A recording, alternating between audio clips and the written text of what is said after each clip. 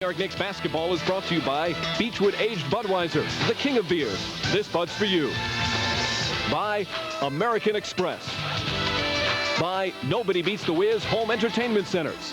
By Delta Airlines, official airline of Madison Square Garden. And by Citibank, for banking anytime, anywhere, any way you choose. At Citibank, the city never sleeps.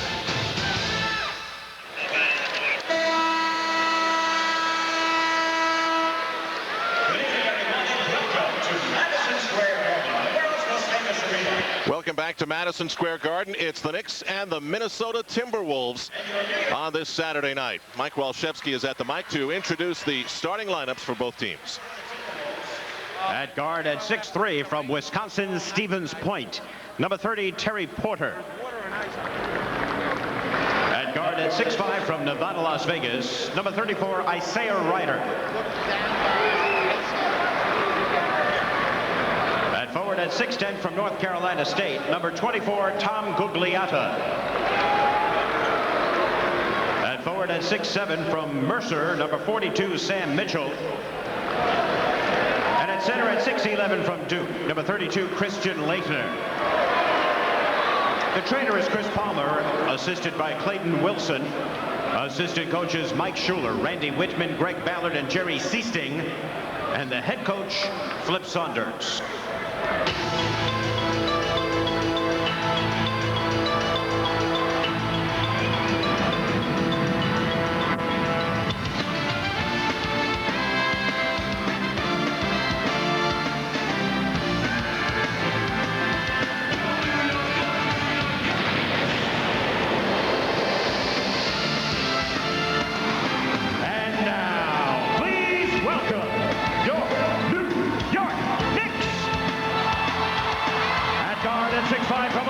Number 3, John Starks. At guard at 6'4" from Illinois, number 11, tri-captain, Derek Harper. At forward at 6'7" from Tennessee State, number 14, Anthony Mason.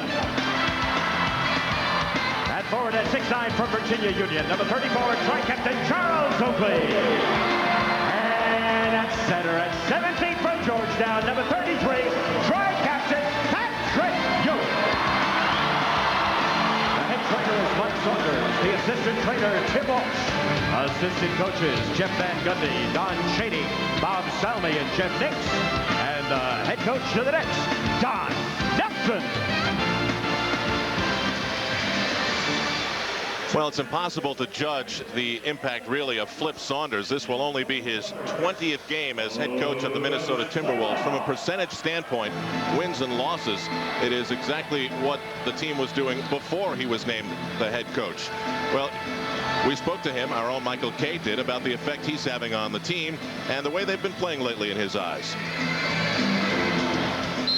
I think we played better at times. You know, last week we won 3 games in a row, which is the first time in 3 years, and so I think that shows that we played better. And we've had a lot of games where it's come down to the last possession of the game, and unfortunately we haven't won a lot of those. So I think of the games that we've played here, I think we've had 8 games that have gone down really to the last minute of the game, deciding who's going to win it. So I think all in all we're playing better, but we still need consistency. You know, we're a young team. We've got 10 guys in our roster that have 4 or less years experience in the league, and so maturity is something that comes with playing more games and becoming comfortable with our system. Well, John, he's got the coach speak down. Yes, well, he's an experienced guy, although the people around the league, the fans rather, don't know him that well, but he's had a nice effect on the team. Almost a lifer in the CBA, won 2 championships there. Guy from Cleveland getting his chance because of the early season struggles of the T-Wolves. So many people point fingers as this guy so often when they speak about the internal problems of this team underachieving. Isaiah Rider. Rider is a multi-skilled player, as the Knicks will feel tonight, Al. Starting things off, Ewing with Gugliotta on the tip. Ed Middleton, Ed Efrush, and Tony Brothers, the officials for tonight's game at the Garden. Oakley draws Gugliotta defensively.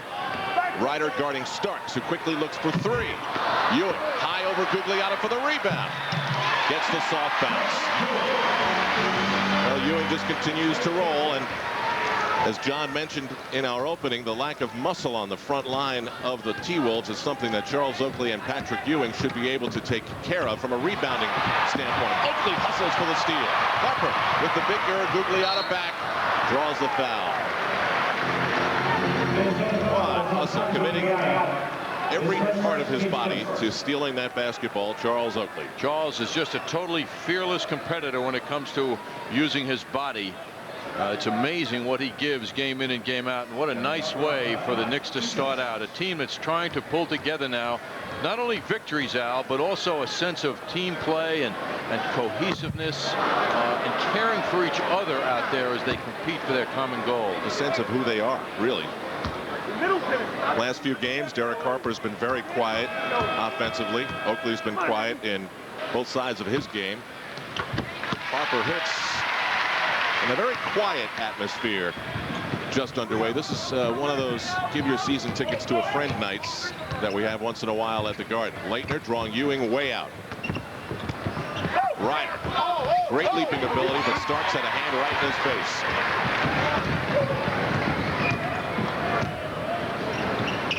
Oakley guarded by Gugliotta. Ewing posts up. Ryder made sort of a semi-commitment defensively. Oakley's open on the switching. And the Knicks lead at 5-zip. Lovely look by Derek Harper to Oakley. Wolves rushing up the floor at Huntington Station's Tom Gugliotta gets the T-Wolves on the board. That's a sign of how they want to play this game. They don't have great power, but if they move the ball, they're very tough with a guy like Gugliotta. Oakley again. That time Ewing just missed over Leitner, who boxed out well. Oakley guards Gugliotta. Mason on Sam Mitchell. Mitchell, who started his career with the Minnesota Timberwolves, then played a couple of years with Indiana, will go to the line with 10:24 to go in the opening quarter.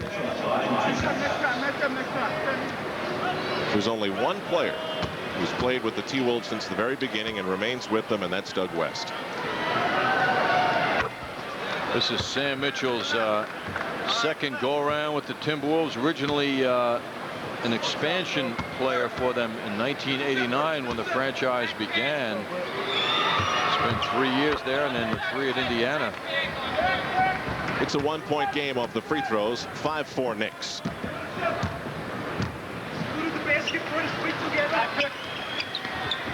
Ewing alley-oop. Gets a second chance. And there's no chance for the Minnesota Timberwolves front line. Leitner just dropped off. Well, that gives you an idea of the problem that Ewing is going to create for this team. 11-year veteran Terry Porter. You really have to wonder what he's doing on a team like this after all his outstanding years in Portland. Harper flips for Starks, shovels it up. And now there's Porter. Goes for Gugliotta, who beats Mason to the basket. Well, that's what Terry Porter's doing, Al. He was signed as a free agent.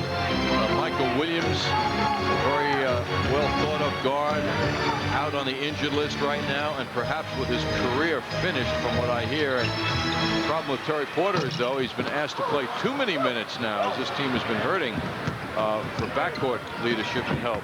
Starks 0 for his first 3, and Isaiah Ryder is called for traveling. Well, John, I guess the idea is sound. If you've got young players who are having their problems, Leitner, Ryder, you bring in a guy like Porter, who's been around the loop 11 times, been to the finals, been on a great team, knows what it takes to get there. You can say that is a good idea, but now with the end result being 11-28. Well, he is, as I said, Al, the problem in talking to their coaching staff before the game is that he's had too many periods of 30-35 minutes a game, and they feel at this point in his career it's just too much. He's a very solid player and veteran and good leader, a good locker room guy. He's a solid citizen. They really like many aspects of Porter, but his role is a little too big now. Knicks off the foul on the baseline by Isaiah Ryder. Getting the recycled 24-second clock. What a look by Starks for Mason. Knicks were sort of standing around, and then Mason went in motion. Paid off. Harper in on Terry Porter. Leitner draws Oakley this time. And it's Ewing on Gugliotta. Gugliotta with good range and the ability to drive the ball, as we witness. He's such a good, solid, fundamental basketball player. Tom Gugliotta. Didn't work in Washington. Golden State thought they could live without him. So he's the leading scorer now on this team. Here's a Marriott marquee look at Tom Gugliotta. Once a player with his ability is allowed to take the baseline, the chances are he's going to at least score, if not draw a foul. I meant to say the leading rebounder on this team and the third leading scorer. The big three, obviously, Ryder, Leitner, and Gugliotta. And Tom has 7 points.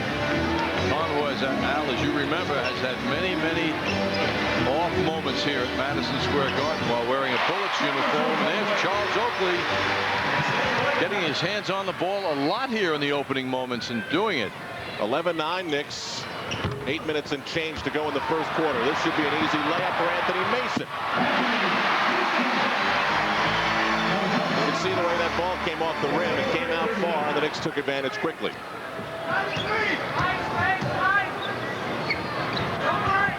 Knicks shooting well, 6 of 11. Anthony Mason commits the foul, and Sam Mitchell will go to the line again. Second foul on Anthony Mason, so an early danger sign for the Knicks. Mason still featuring his back to D message on his head, and Mitchell also gets by him going left. Right-handed shooter, but he went left. Mason had no help. Rare to see Mason lose ground to a guy as big as Sam Mitchell when he puts the ball on the floor.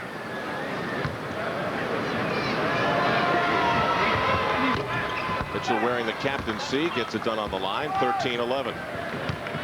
Both teams shooting well. Wolves at 60, Knicks at 55%.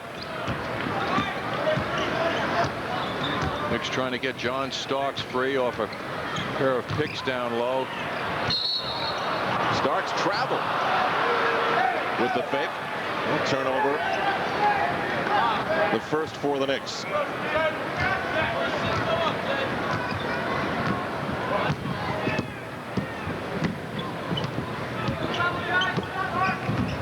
Isaiah Ryder, quiet so far in the offense for Minnesota. Driving in on Starks. Rejected by Ewing. Starks up the floor. Harper. Well, maybe this is the night Derek Harper restarts it. 7 minutes to go. Out of bounds. John, we had a coffee mishap in the pregame, and it's all over you, and I hope it's not distracting you from your game. I'm enjoying it, Al. It's got a nice aroma.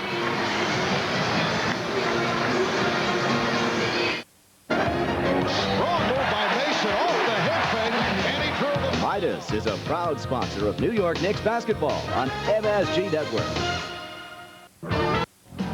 Exciting college basketball returns to the Nassau Coliseum on Wednesday, January 31st with the ECAC Basketball Challenge.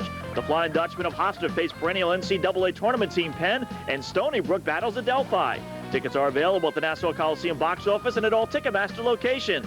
To charge tickets by phone, call 516-888-9000. That's the ECAC Basketball Challenge, January 31st. Stony Brook versus Adelphi at 6, and upstart Hofstra facing Penn at 8. Get your tickets today.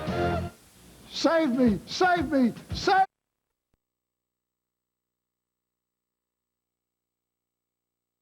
Franklin Square Ford, 690 Hempstead Turnpike, Franklin Square. Fun Zone, Long Island's #1 family fun center, now features Zap Zone, the ultimate fun with a laser gun. Seek out your opponent in our futuristic laser arena. Fire your gun and zap the enemy, then try to destroy the enemy's base. Come alone or with friends and turn your birthday party into a Fun Zone laser tag party. Be the top gun. Fun Zone laser tag. It's laser like you've never played before. And after the game, check out our virtual reality and other exciting games. Zap Zone at the Fun Zone, 229 Route 110, Farmingdale. Well, tomorrow you can catch live MAC action as the men's and women's teams of Manhattan College tip off against the Loyola Greyhounds. Men's action will begin at 2 p.m., followed by the women's game at 4 p.m. right here on the MSG Network. Big day for the St. John's Red Storm, beating Georgetown convincingly. That's a top 10 team. Big upset at the Garden. Starks guarded by Isaiah Ryder. Does the Ewing screen. Seen a little bit more of this in the past couple of games. Ewing going out and restarting what they've been doing for the past few years. That one rolled off.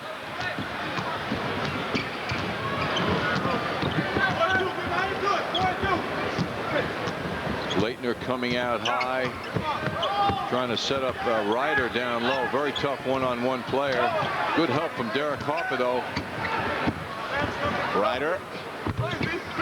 That's 3 tough looks at the hoop for Isaiah Ryder. Harper dribbles all the way in on Porter. Great spin.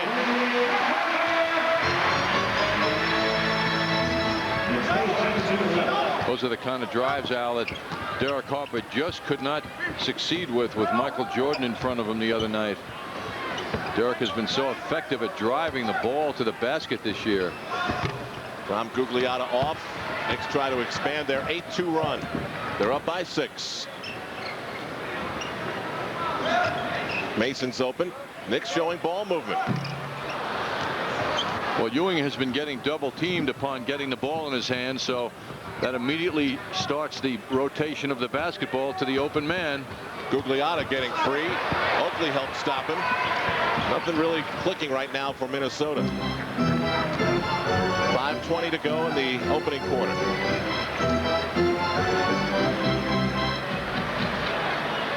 Mason getting an opportunity now, working down low. Mason doesn't get the roll. All T-Wolves underneath, but it's off of them, out of bounds, favoring the Knicks. Thanks to Oakley's pressure. Oakley was fading away from under the basket as Mason went up for the shot. Then he came roaring back in. Derek Martin checks into the game. 5'11", acquired this month from the Vancouver Grizzlies. Weird story. He was with the T-Wolves last year. Then they released him in November. He's picked up by Vancouver. And to get him back, they needed a second-round pick for a guy they released.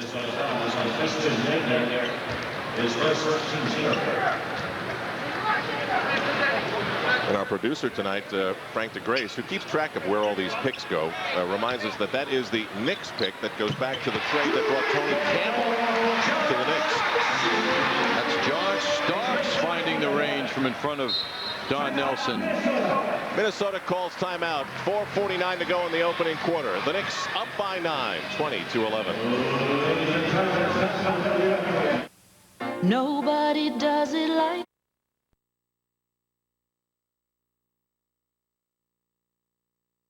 Delta Sky Miles credit card from American Express.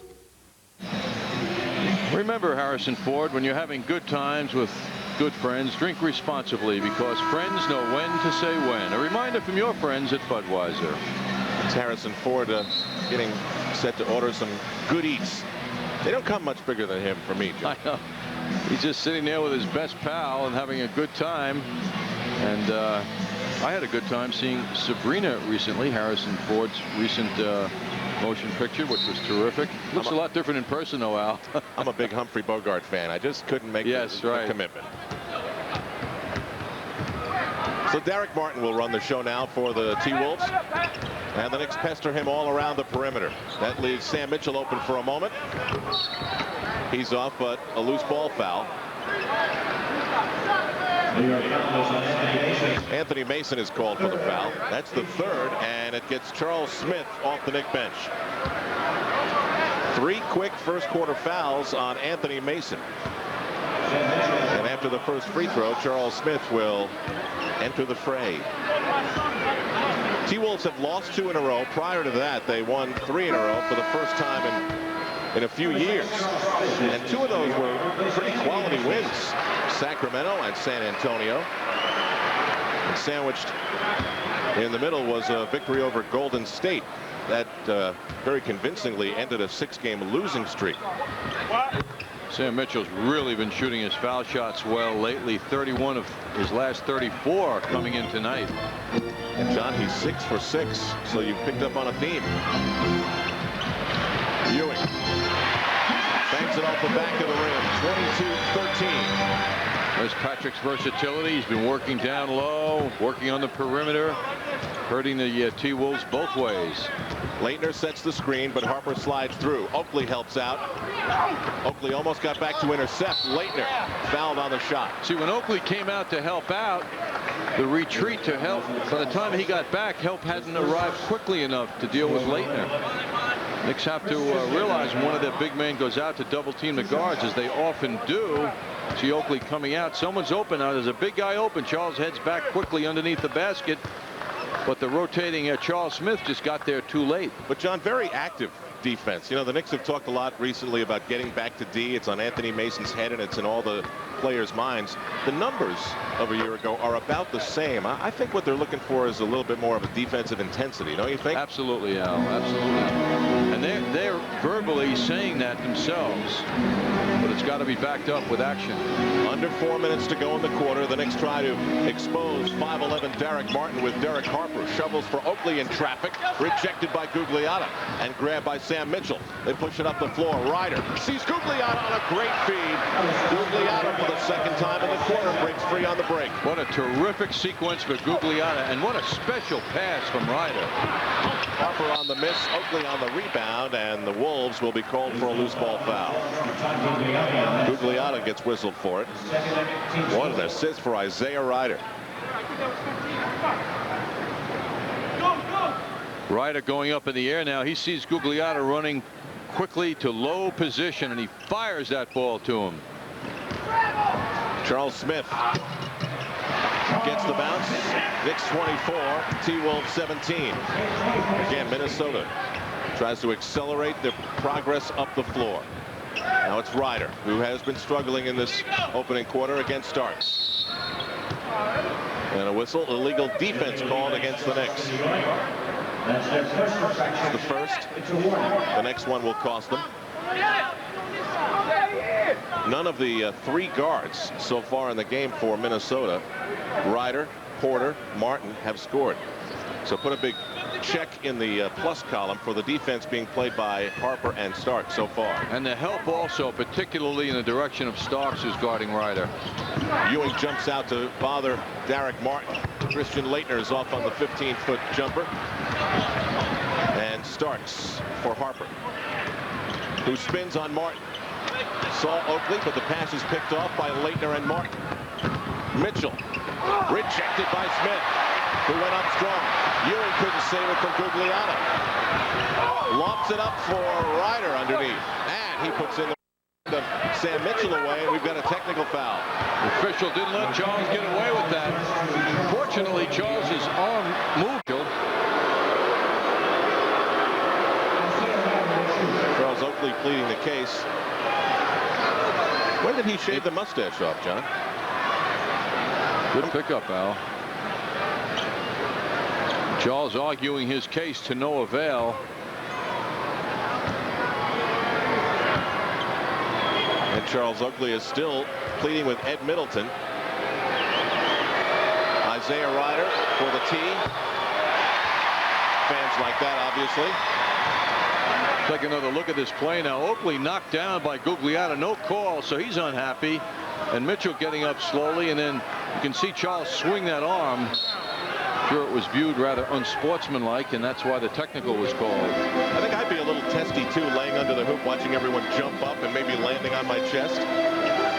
Also, he got creamed pretty well too. And we're told that Charles indicated that Mitchell wouldn't let him up, and that's what he was unhappy about. Patrick Ewing slithering through. They do not give him continuation on the basket. So he growls about that, but we'll get 2 free throws. 2 minutes and 19 seconds to go in the opening quarter. Knicks 5-5 and Ewing to the line. 41 points 4 games ago, then 23 points and 23 rebounds against Vancouver, and 37 against Miami.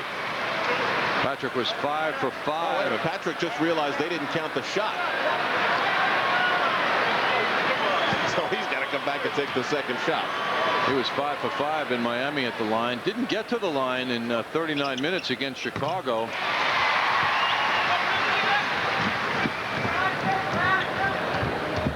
So successful on both. 26-19. Leitner drives on Oakley. Tangled up with help from Smith.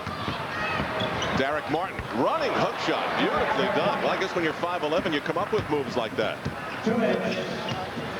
Always impressive, though, when the player does it with his offhand, in that case, the left hand.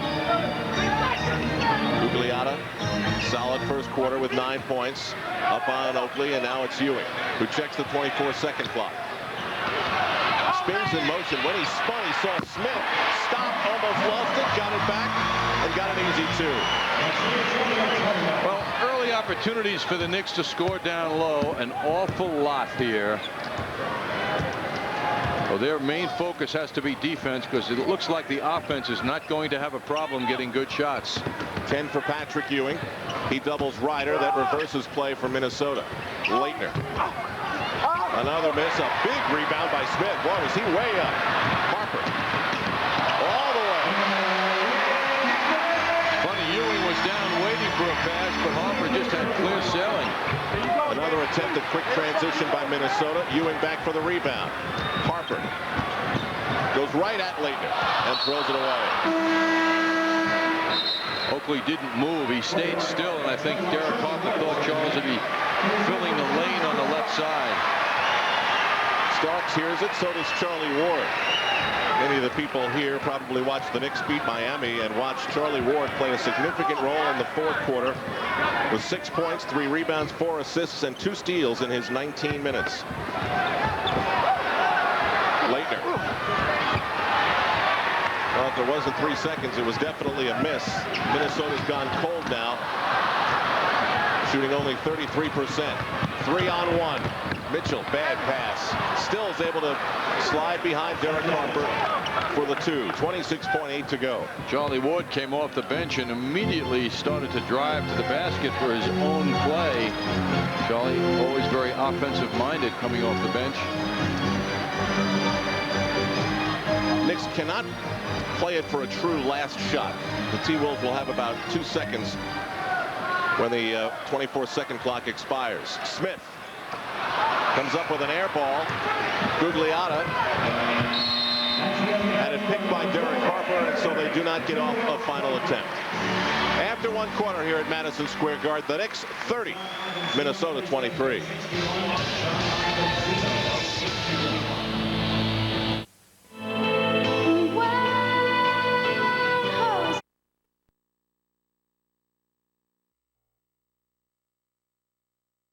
Look at those Corolla sales. Play it again, Ed. That great Corolla lease deal is backed by popular demand. Ed, it's that Mr. Toyotathon. You're on the air. Say it like you mean it, lad. For a low $189 a month, you can't beat value like that. Better hurry. Toyotathon ends soon.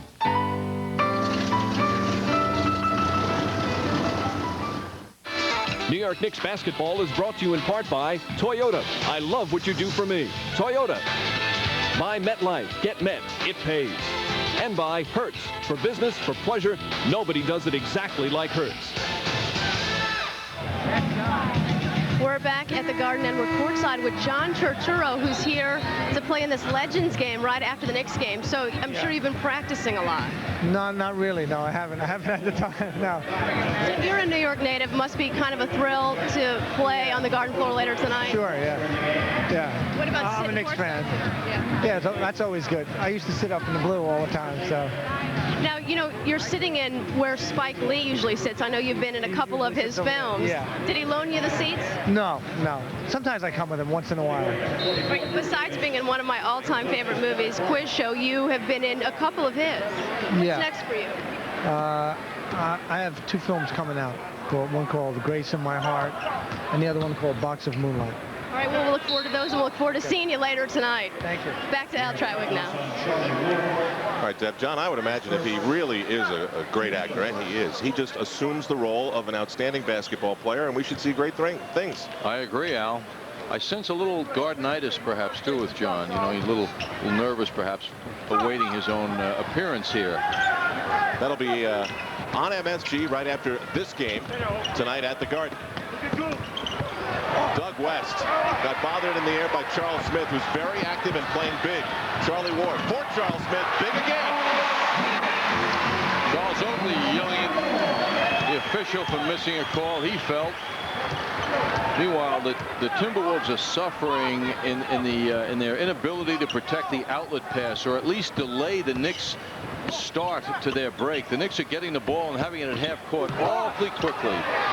Knicks are showing some very good defensive signs in this game. Ewing with another block. 3 Knicks were in there bothering everything the T-Wolves tried to do.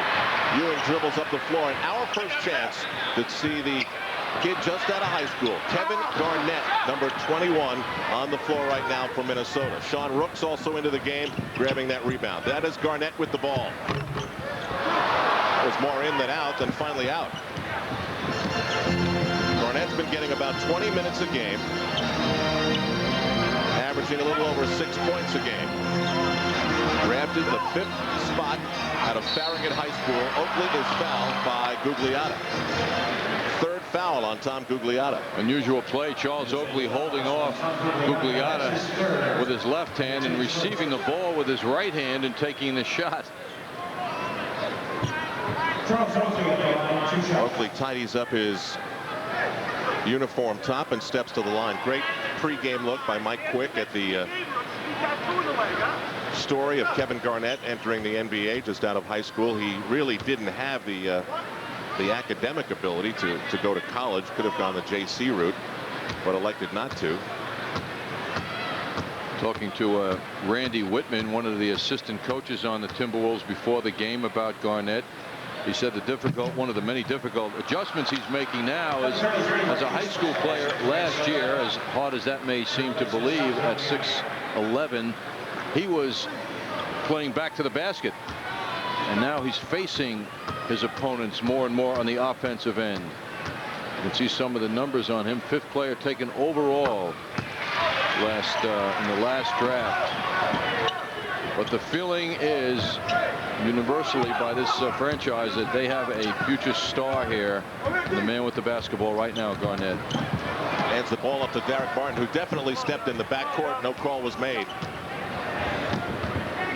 Now Sean Rooks, former star at Arizona, out for Derek Martin, who was fouled. It was a 3-point attempt. We'll have 3 shots. Charlie Ward got him on the arm set at Milton.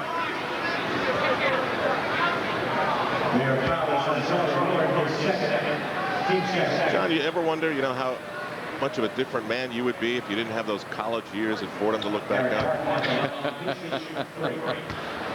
I shudder to think, Al. Martin to the line, hits the first. Knicks 33, Wolves 24. Martin played the man at the foul line a big role in the last win for Minnesota. They beat San Antonio a week ago by 8 points. San Antonio, leading the Midwestern Division, fell to this team, and he stepped in with 14 points and 13 assists. All net on all 3. And Charlie Ward.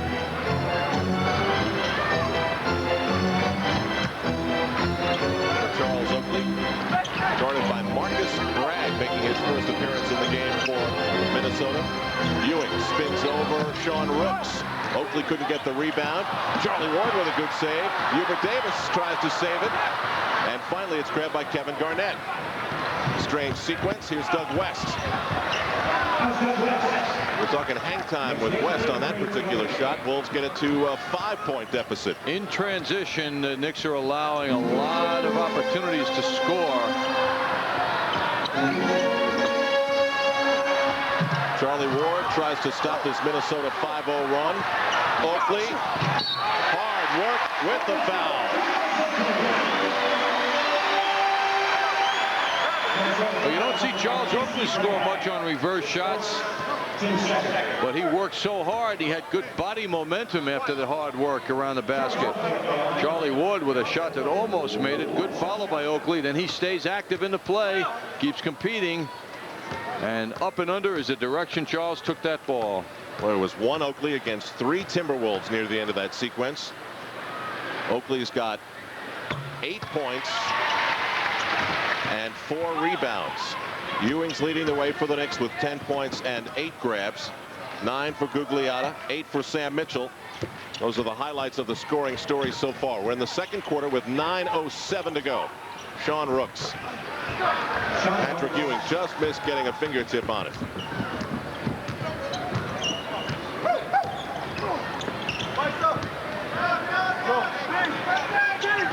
Ewing trapped on the baseline. Smith is able to grab it. Davis for three. Well, Hubert's hard work always expresses itself early when he gets those scoring opportunities. He always seems to be on target these days. Davis's first impression off the Knick bench. There's Marcus Bragg. Former Providence Friar, one of the group of rookies on this team. Ewing way out, drawing Rooks. They pounded into Oakley, who was grabbed by Bragg. That's his second quick foul.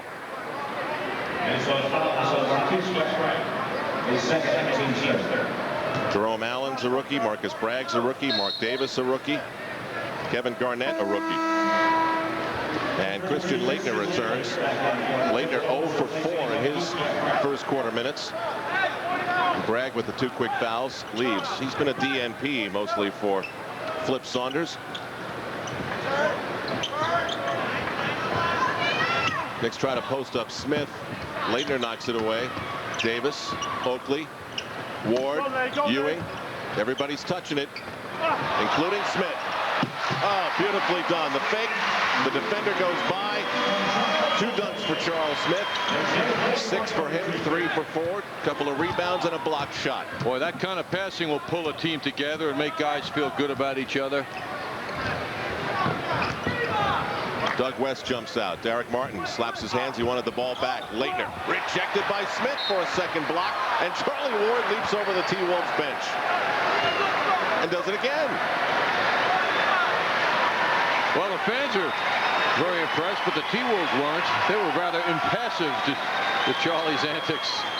Nice block by Charles Smith. You see Charlie Ward go airborne now. Nobody even bothered to see what happened on the other side. Knicks have 4 blocked shots.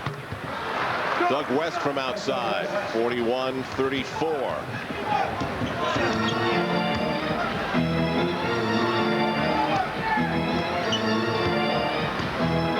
Oakley on a slow dribble.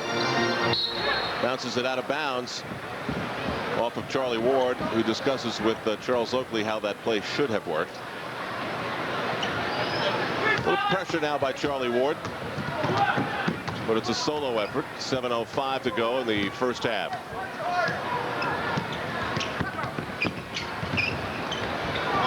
Kevin Garnett tipped up by Rooks, saved by Laettner, steal by Ward, who breaks from the pack. Knicks come out 4-on-2. Davis thought about the 3. Oakley slaps it for Smith. 3 dunks for Charles Smith and 8 points. Well, the hoops look easy for Charles, but he's getting to the right position.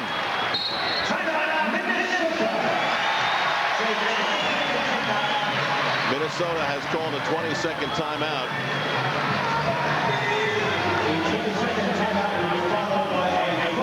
The 20-second timeout will be followed by a full timeout. Good sign for the Knicks in terms of passing. 18 field goals, 12 assists.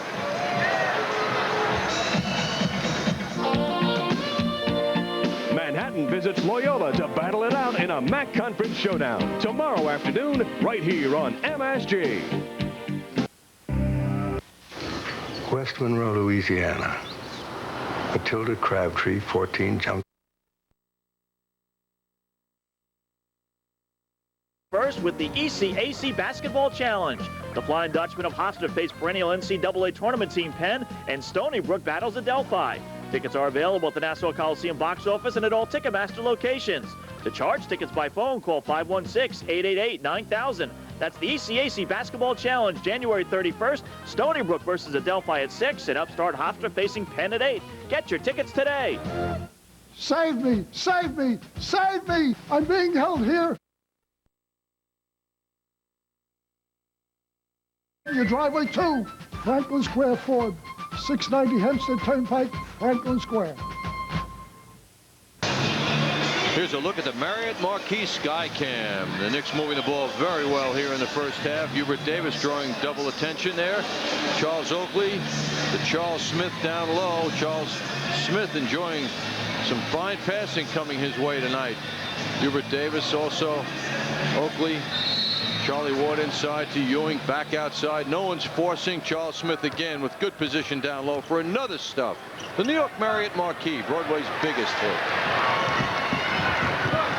Knicks grab it and shooting the ball well. T-Wolves have gone chilly. First few minutes they were hitting everything. And they started hitting nothing. Oakley again. Running the Knick offense from out high. It's been happening a lot in this first half. Hubert Davis hits another long-range jumper. And the Knicks have opened up a 45-34 lead. Hubert has enjoyed good moments against the Timberwolves in his NBA career. And this lead is their largest of the game. Sean Rooks backs in on Oakley.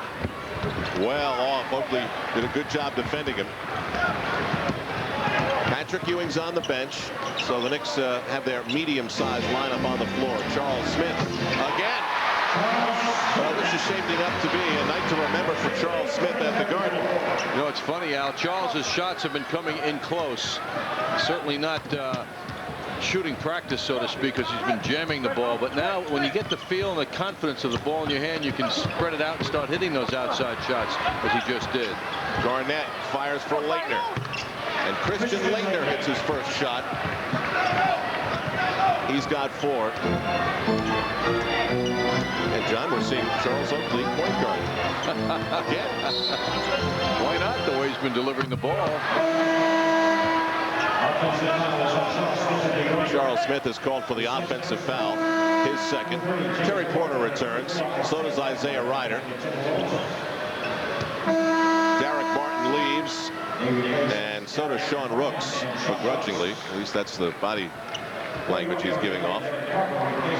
Ryder back. He struggled 1 for 4 in his first quarter minutes. Knicks up by 11. Very into it. Knicks playing with a lot of energy, both ends of the floor. Moving the ball, blocking shots, switching off, helping out. They're playing like a team, John, that wants to dispel this notion that they just don't get up at all for bad teams. I think they're looking for a 20-point win here tonight. That's Isaiah Ryder from the foul line. Well, they rebounded well Wednesday night in Miami, Al. They shook off the nightmare of the Chicago Bulls very impressively, and then they've had a couple of days to practice. Schedule's been pretty intense lately. Don Nelson showing some of his frustration about a call that didn't come his way. They have accumulated 9 turnovers. That a result of their ability to push the ball. Timberwolves have given them a lot of opportunity to run here in the first half. Charles Oakley commits his first foul. John Starks returns for Charlie Ward. Ward leaves with a rebound, didn't score,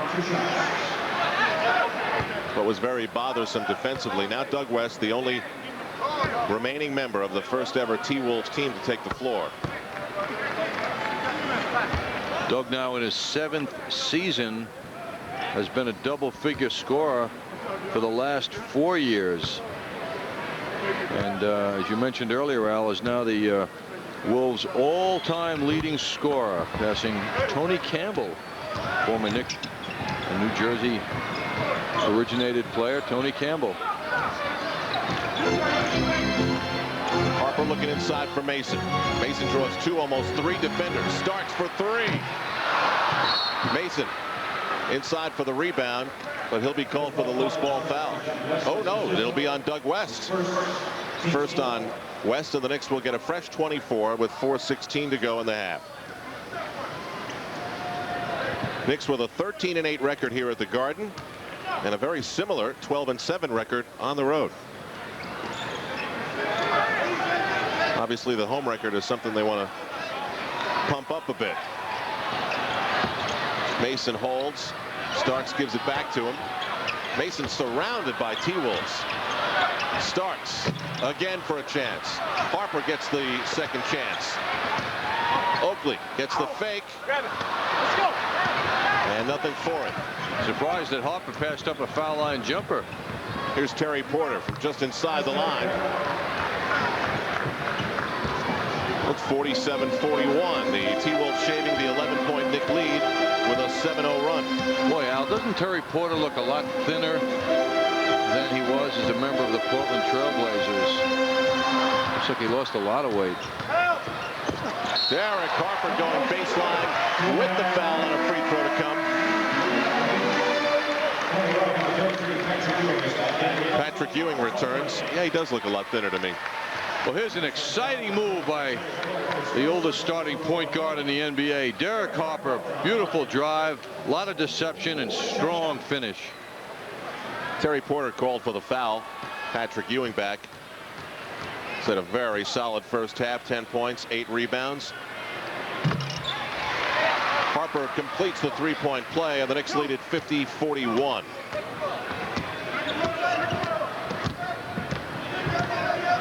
Porter on the very deliberate dribble. Scanning the floor the whole time. Leitner breaks away as Ewing switched. Then Smith switches to come out on Leitner. That puts Ewing on the rookie Garnett. Leitner, the fall away. Tough shot. Garnett. Oh, no look down low for Ryder. But the basket won't count. Snappy little pass by the rookie Garnett.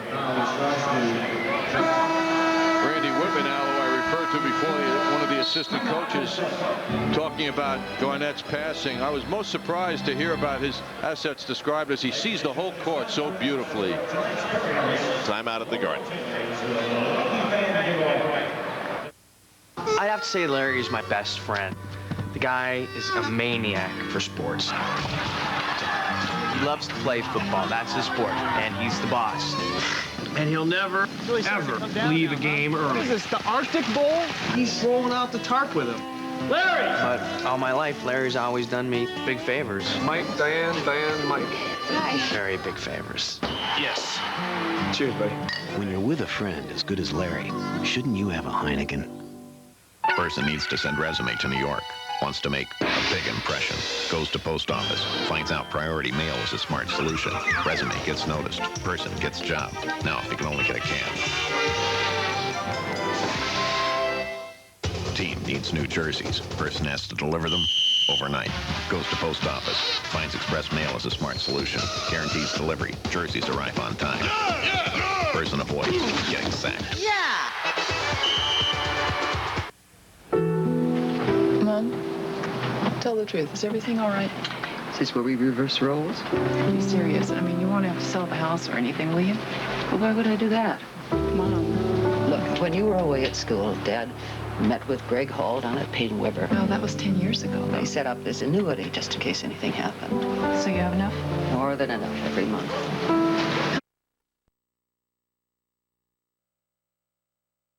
Watch all the action on the play-by-plays. 30 TV screens. Enjoy drink and food specials, plus giveaways and raffles. Compliments of Budweiser, all with no cover charge. Doors will open on Super Bowl Sunday at 3 p.m. Meet your friends at the best place in the city for the big game, the Garden's play-by-play. For further information, call 212-465-5888. Charlie Ward, for the record, picks, this is really going out on a limb, Dallas tomorrow. Isaiah Ryder whips it from the baseline out for Garnett. Uses a Ryder screen. All Knicks on the rebound. Mason up the floor. 2.5 to go in the first half here at MSG. Knicks up by 9. They've led by as many as 11. Doug West gives Mason some room. Now Starks thinks about going on Ryder. Ewing gets the feed. Mason bothered on the rebound by West. Knicks will keep it and get a fresh 24. 3 Knicks in double figures. Ewing, Harper, and Smith each with 10. Mason lofts it out for Harper. Harper again on Porter. Goes right, left, right. This time instead of taking it to the basket, goes for Ewing. Ooh, draws the foul from Leitner. Patrick Ewing will go to the line for 2 free throws. Third foul on Christian Leitner. So he and Mason with the first half foul trouble. Sam Mitchell will return to the game, replacing Doug West. So one co-captain for another. Well, Patrick Ewing has lots of opportunities here tonight. You can see Patrick, number 6 now in the NBA in shot blocking. Kembe Mutombo, David Robinson, Mourning, who we'll see here Monday night when the Miami Heat come to town. Sean Bradley, Akeem Olajuwon, the top centers in the NBA. Isaiah Ryder just took that brief respite to go over to the Minnesota broadcasters, grab a cough drop, and say, tell them to stop doubling me. John Rooks jump hook. You know, it's so quiet here right now. You can eavesdrop on virtually any conversation you want. I can hear the people up in the suites talking right now. Something along the lines of pass me a drink. Yeah. How about a hot dog? Minnesota foul was on Sean Rooks, his first. So Derek Harper with 10 points on 4 of 5 shooting. Very, very busy with the basketball in this first half. Derek's looking very sharp tonight. Looks well rested with the 2 days off. I'm sure his teammates feel the same way. 53-43. We're under 2 minutes to go in the half. Mike Crispino's at the sports desk. Deb Kaufman will be here with Walt Clyde Frazier. They'll carry you through halftime. Foul is on Derek Harper, his first. And Terry Porter will step to the line. And whenever you talk about guys who come from little known schools, Terry Porter's part of the conversation, from Wisconsin Stevens Point.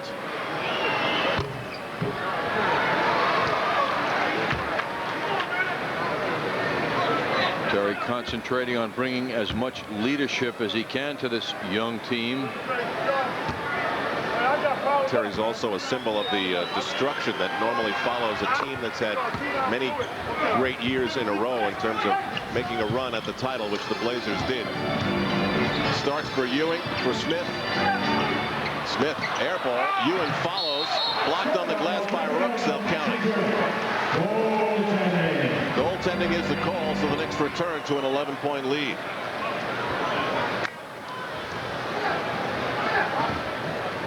Well, Patrick Ewing in the right spot, and he gets a chance to enjoy a goaltending call in his favor.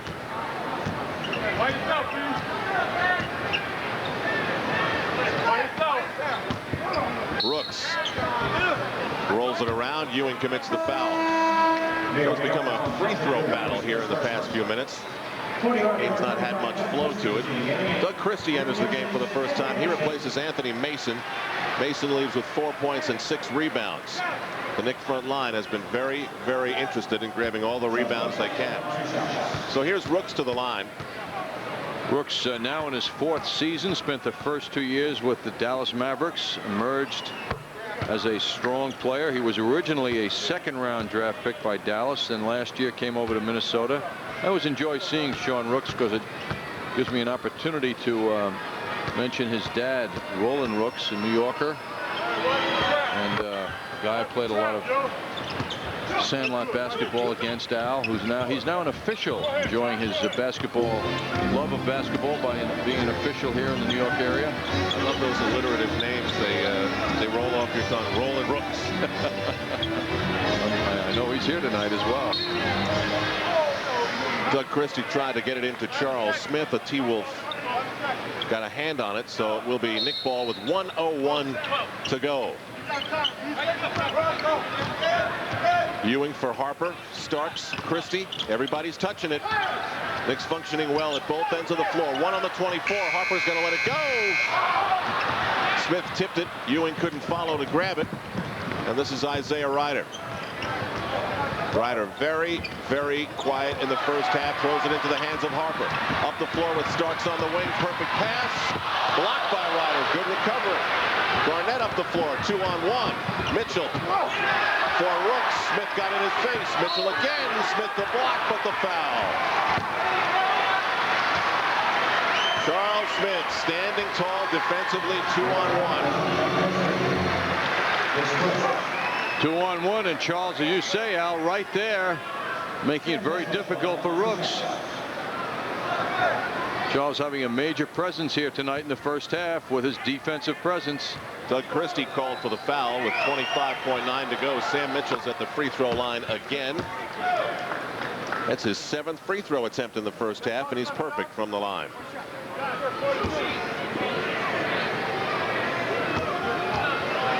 Notice how he takes his time. And he'll follow through with that nice finish.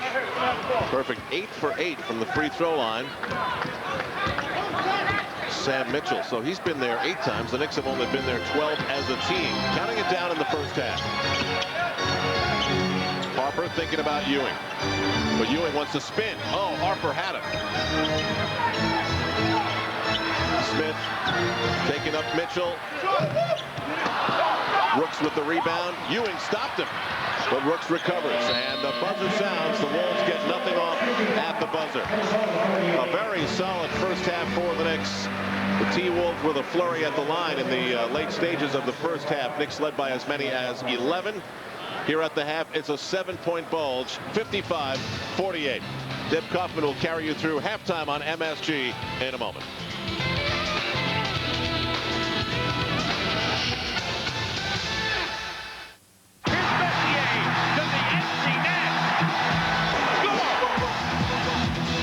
Bake, this time poor weak side help by the Wolves.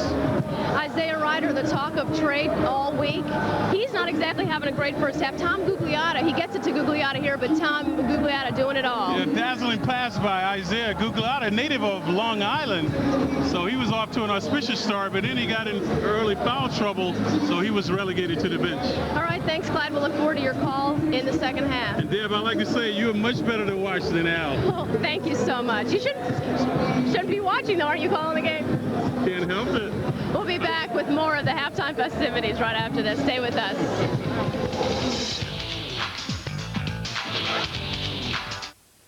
How does Minoja stay on top? Do you think that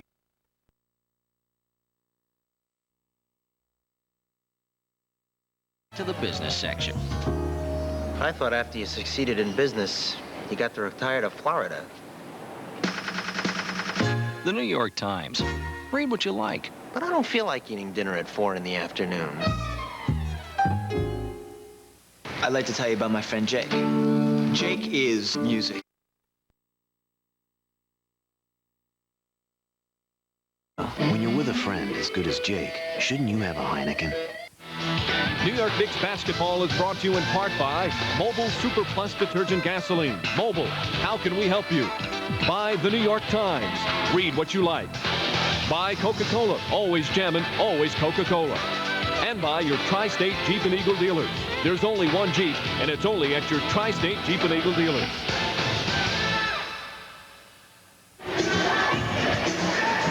Well, the Knicks have been playing well, but they have their work cut out for them if they want to pull away from this team that they should beat. And here to call the second half, Al Trotwig and John Andrews. Deb, I thought a little rattled by Clyde, who, again, pointed out the obvious, John. Clyde, you know. But that's Clyde. 55-48, looking at the Toyota matchup and some other numbers. Yes, Patrick Ewing against his former dream teammate, Christian Laettner. Patrick dominating in the points and rebounding department.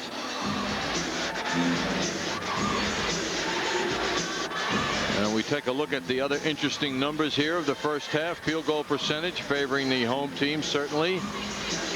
Minnesota getting to the foul line in fine fashion. 18 of 21. Knicks shooting theirs well, but not nearly as much.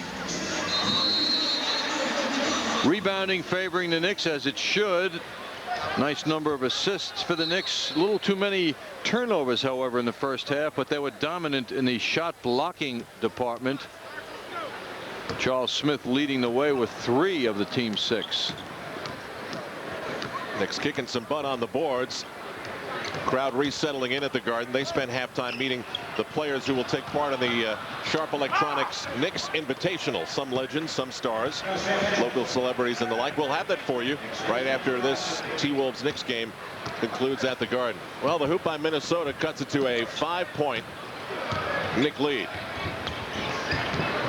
Anthony Mason almost threw it away to Derek Harper. 12 on the 24 for Derek, working on Isaiah Ryder. Oakley screens. 6 on the 24. Harper shakes, bakes, drives. Nifty little pass from Ryder, who gets it back from Porter. Spectacular by Isaiah Ryder. Wow, did he get up? His first offensive impact in the game. He's got 6, but that's the first hoop of note. It's rare, Al, you see a very exciting layup like that doesn't end up in a dunk. Patrick Ewing tried to tip Mason's miss. Dives on the loose ball. He's pushed out of bounds by Sam Mitchell. They'll call the foul on Mitchell. Marriott Marquis, look at Ryder's finish. You watch how he goes airborne and hangs in the air and finishes under such control. Ewing throws it hard to Oakley and acknowledges a bad pass. So Knicks just a little sloppy here. 1:16 in to go the third quarter. 55-52. It's now a 3-point lead. Terry Porter waiting for the prescribed play to develop. Leitner looks for the cutting Gugliotta. Foul by Oakley. Nice play by the Timberwolves. And they come out of the locker room successful. Second foul on Charles Oakley. Gugliotta moving without the ball well. And Leitner gets that ball to him. Leitner, an excellent passer.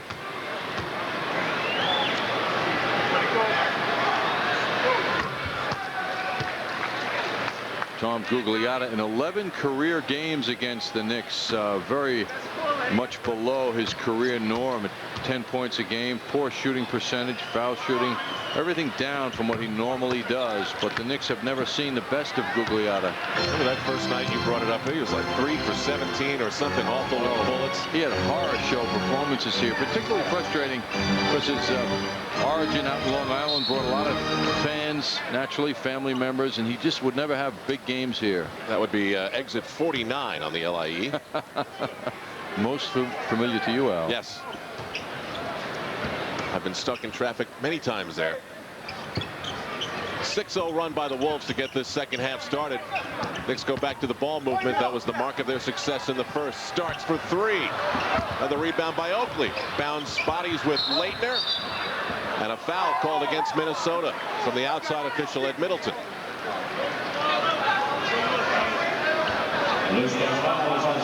Sam Mitchell gets called for the foul. His second. Both here in the third. Sam had to walk it off. Very quiet night at the Garden. It's full, but quiet.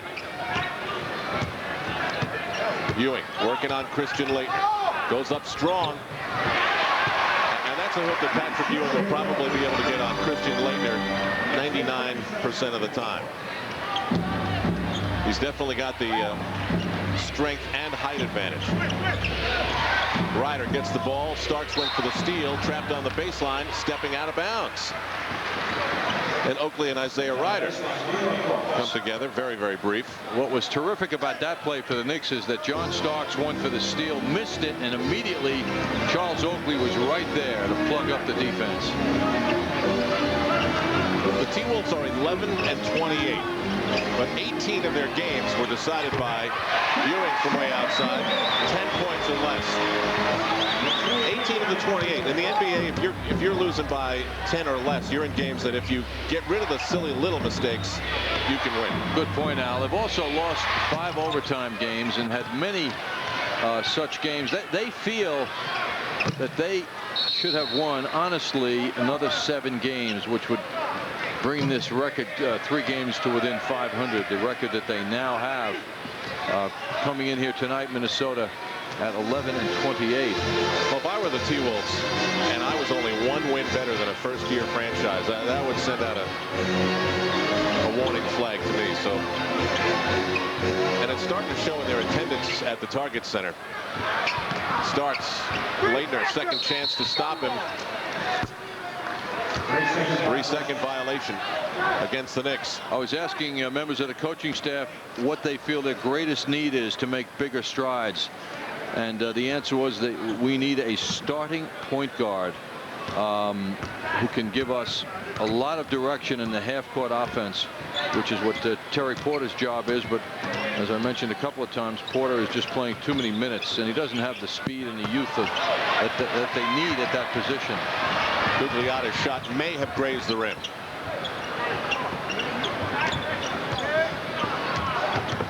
Harper spinning on Porter. Now Ewing. Stopped by Leitner. Stripped by Leitner. Lays it off for Gugliotta. Didn't get the layup to fall. Oakley got tangled up on the baseline. Charlie Ward's going to return to the game. John Starks leaves. Knicks lead is 5. Knicks started off with 4 turnovers in the second half.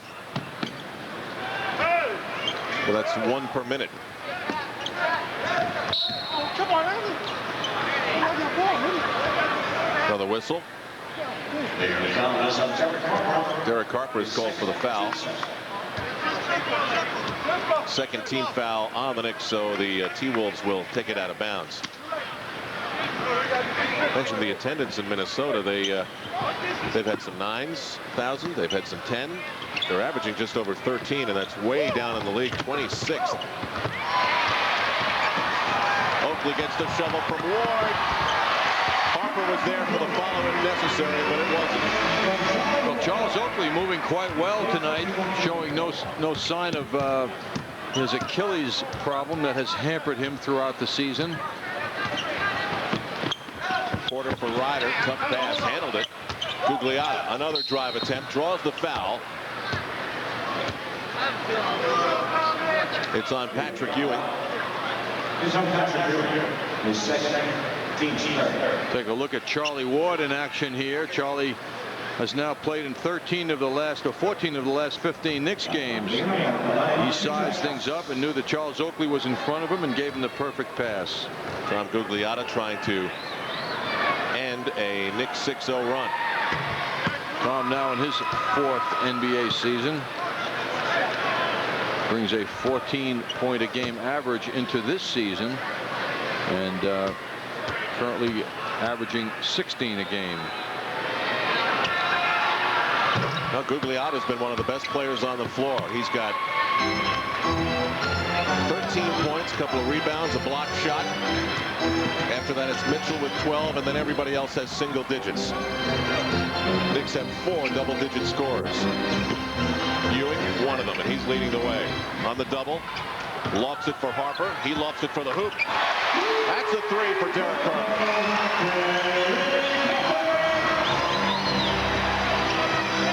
Gugliotta guarded by Oakley. Harper's out there guarding Ryder. Ewing's on Leitner. Poked away. What a play by Ward. Sends it for Oakley. Ryder backs. Clobbers Oakley. Will be shooting a couple. Timeout at the Garden. 6:46 to go. Knicks saw their lead go away, and now they're in the process of trying to get it back.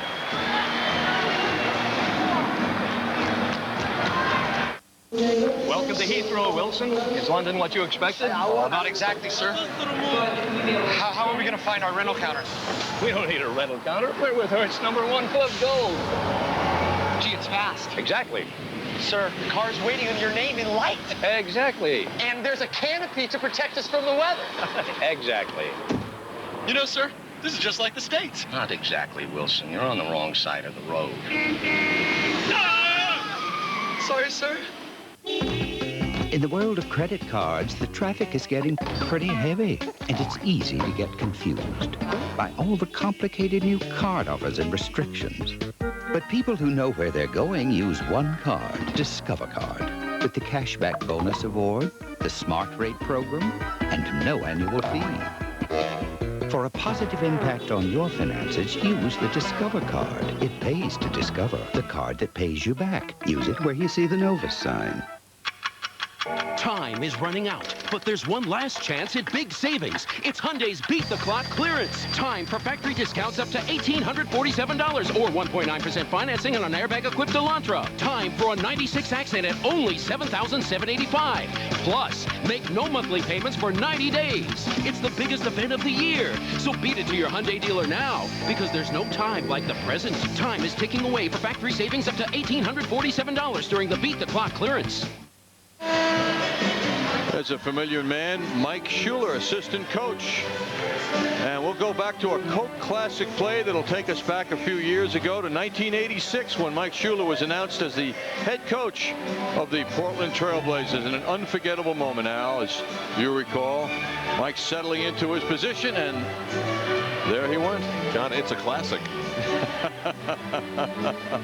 Great moments in NBA coaching lore, although Mike, very serious guy, I'm sure has seen enough of that. See, I've always believed he did it on purpose. He knew that if he did something like that, you know, 9 years later, we'd still be playing it.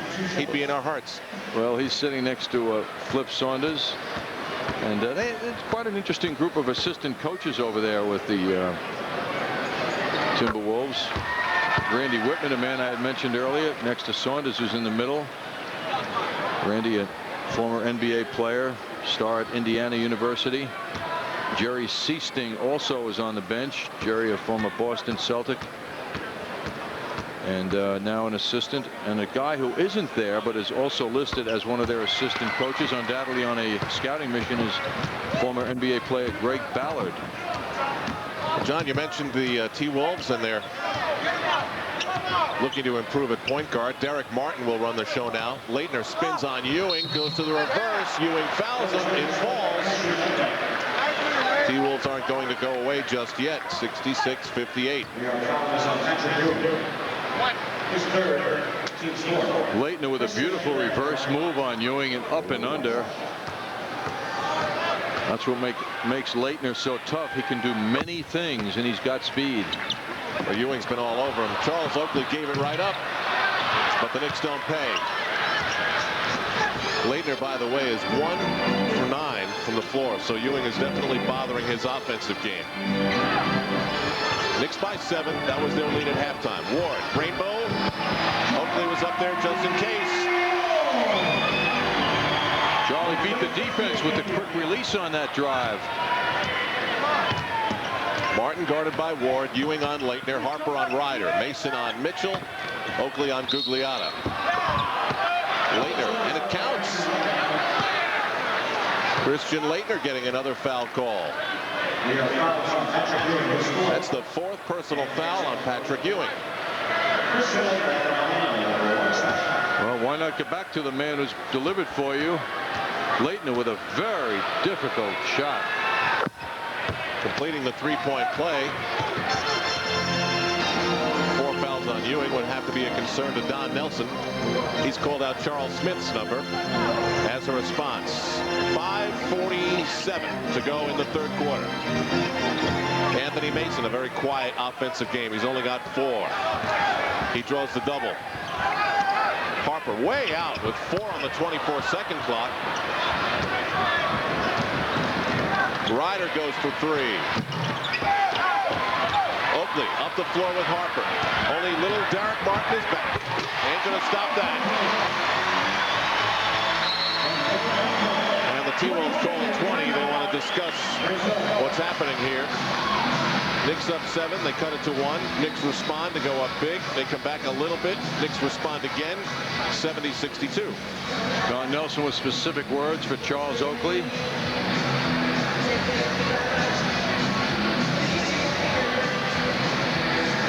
Another reminder that when this game is over, we'll have the Knicks Invitational for you. Derek Harper to Charles Oakley. Always reward the big man for his rebounding and his toughness. Al is a shocking visiting Indiana tonight in the 3rd quarter. We're looking at an amazing difference here. 71 for Indiana, 43 for Orlando. Wow, that's after getting beaten last night by Atlanta pretty convincingly by 12. The Hawks making a run like they're for real, beating the Magic 96-84. John, are you still having coffee problems from the first half? This is the most mysterious table we've ever sat at. We spilled coffee before the game, and it's still oozing out. But how, we don't know. The table was scrubbed, and well, this table has got a blotter quality to it, Al. What I like is that you're absorbing the caffeine, and it's helped keep you going. Right. Patrick Ewing on the bench in foul trouble. It was spilled here, and John's got the paper towels going. We do all kinds of work here during a game, Al. Not afraid to get your hands dirty. Oh, now you're handing off. What a staff. See, you do it when the camera's on. Now Betsy Aronson's got to do it when the camera's off. Back in play, Leitner. Going at Charles Smith. Out for Sam Mitchell. Way off. And Charles Smith, who had a very, very good run in the first half, goes up high for that rebound. Mason on the drive. Passes it off. Good Nick passing for Charlie Ward. And it's Betsy Aaron and not Aronson. I misspoke. Gugliotta. What great form. Good release. Tom Gugliotta. Tom's one of those players in the NBA who needs intense defensive presence by his opponent, or else he's just going to hurt you constantly. He can shoot from all over. Ward uses the Mason screen. Tipped out by Isaiah Ryder. Nick Ball with 10 on the 24-second clock. Yeah, Isaiah was having a light moment with a very young Knick fan in the front row. Harper, quick release. Gugliotta high for the rebound. Out for Derek Martin. T-Wolves push the tempo. Ryder stripped by Oakley. Saves it on the baseline to Mason.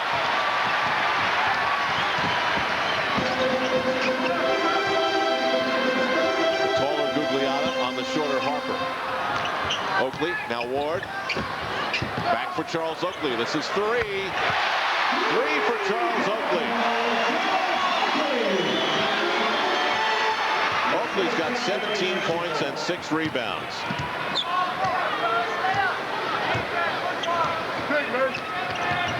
Knicks back to a 9-point lead. Sam Mitchell with the lovely looking scoop. That's where the Knicks miss Patrick Ewing's presence. Mitchell's got 14, second leading scorer for the T-Wolves. Leitner 10. Charles Oakley with a very big third quarter here with 9 points already. Mason trapped by Wolves. Hands it off for Harper, who's clawed by the Wolves. Sam Mitchell commits the foul, his third, all here in the third quarter. Yeah, Harper looked like he got raked pretty good. And Harper will shoot free throws with 3:17 to go in the third quarter. Derek shooting them well throughout this season at 78% from the line. Still the Knicks' second leading scorer at 15 points a game behind Patrick Ewing's 22. At 14-point total ends a string of 3 games in which he had scored in only single digits.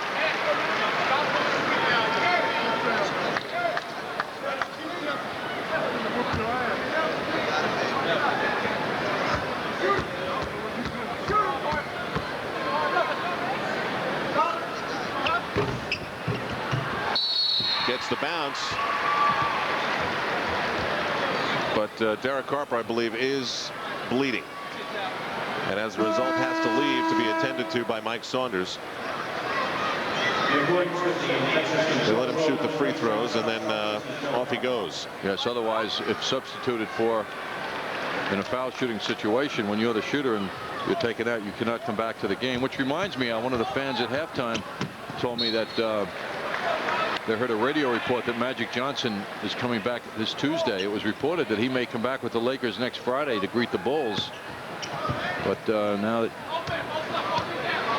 quick report said that a radio report that Magic Johnson will play Tuesday.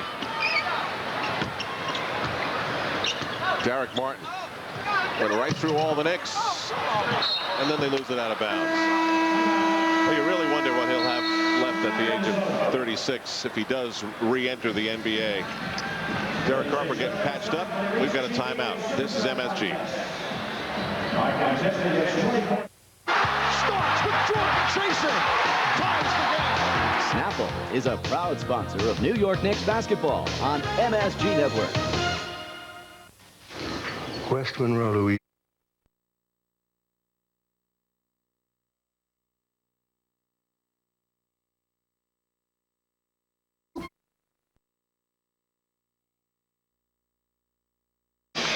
Well, Christian Laettner doesn't have the magic tonight. 3 for 11, 10 points. His team is down, but he had the touch here. 2.1 to go. Down to Kentucky. And one of the great games and one of the great finishes in college basketball. He sent Duke to the Final Four. Grant Hill for Christian Laettner. A heart-stopping moment in college basketball. Laettner guarded by Charles Smith. Derek Martin is going to go back to him. Gugliotta. Oakley sails by. Tom Gugliotta. High arcing shot. He's got 17. 6 of 11 from the floor. Knicks 75. Minnesota 68. Starks. Stopped on the baseline. Ward. Oakley perimeter. Boy, any kind of passing is getting the Knicks uncontested jump shooting.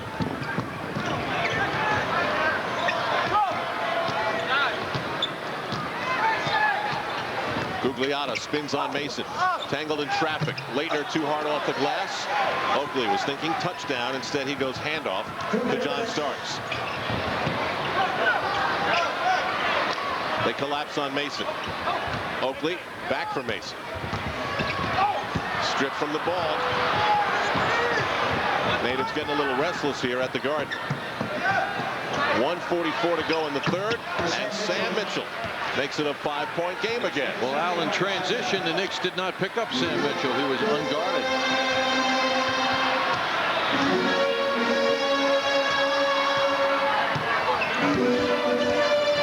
We'll show this. Charles Oakley at the point in the first half. Ball winds up in the hands of Mason again. Goes inside, draws a foul. Knicks haven't been getting much into that Anthony Mason post-up. But they'll get some free throws here. Speaking about Christian Laettner and his terrific career at Duke, you can see the winning percentage at over 82%.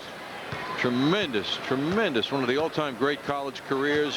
However, in the professional life, crushing reality of top talent of NBA players, and the franchise you're with, a new emerging franchise, and he's gotten used to losing, or I should say he's been forced to get used to losing, although he's not happy about it. But the pay is a lot better, Al. Yeah. He can buy a lot more things than he could at Duke. Yeah. I was learning also the observation on his behavior now in his 4th season in the NBA is much better with the officials than it used to be. He made a lot of enemies with the officials with his complaining and his arguing with them. But the feeling is that he burned some of the officials so bad that some of them still have a short memory with Laettner. And he doesn't get the calls perhaps that he feels he should get from time to time. But his conduct this year is significantly better than it was as far as player-official relations. Well, an unsuccessful stroll to the line by Anthony Mason. Knicks by 6 with 1:10 to go. We're in the third quarter at Madison Square Garden. Al Trautwig in for Marv Albert along with John Andres. Gugliotta breaking free. Hit hard by Oakley. Got a foul. Laettner knows how to pass, and Gugliotta recognized that with the give-and-go play. Third foul on Anthony Mason. Gugliotta very, very active. This is basic basketball. Just pass the ball to the big guy Laettner and then run to the hoop. And Charles Oakley a little slow in staying with Gugliotta. However, none of his teammates recognized the cutting Gugliotta either. They could have jumped in the way. Sun at 9 in the first, none in the second. Back with us here in the third for 8. Talking about Magic Johnson's return, Al, if it does happen, Derek Harper had some interesting observations on that. First question was, how old is Magic? Derek said at 36, I don't know. I don't see it happening. There's a big difference between when Magic was at his best and now. He said the big difference is the guys are a lot more athletic now. Guys knew the all-around game when Magic was playing. That's a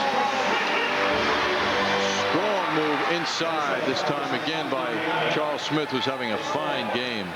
He saw the opening, went right at the basket. Charles Smith, I mean, is that unbelievable? Nobody guarding him, straight to the hoop. But Harper was pointing out how the athleticism of the guys today, their greatness as athletes will prove to be very tough on Magic Johnson. You would think of all people, Derek Harper would be sticking up for another old guy. Surprised he took that tack. Well, interesting observation, though. He said Michael Jordan, however, was able to do it because he is so athletic. Christian Laettner just did get away from Charles Smith, who was all over him defensively. 36 seconds to go. Knicks by 5. Just to complete the thought, though, Magic, however, can play forward, too. Or he can play low post as well. He doesn't have to be a point guard anymore. Charlie Ward out for Charles Oakley. Laettner the rebound, saved by Harper. Mason. Knicks can hold for 1. Oh, good hustle by Derek Harper. Never gave up on it. 10 seconds. Harper's got Christian Laettner on him at 6'11". Ward from way out. Oh, Charlie Ward with 3.9 seconds to go. Charlie was 2 for 2 the other night with 3-point shooting. That one is well wide by Derek Martin. Starting to get into it a bit, courtesy of Charlie Ward. 82-74, Knicks.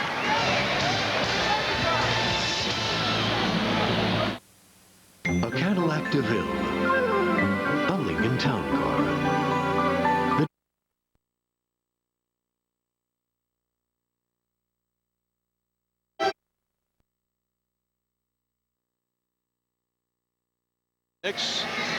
The Knicks do not comment publicly on trade rumors. But it has been something bandied about, particularly with the trading deadline less than 4 weeks away. Well, the Knicks don't comment, but evidently Kevin McHale does. Charles Smith. He's rolling right along tonight. He's got 15 points, 7 of 10 from the floor.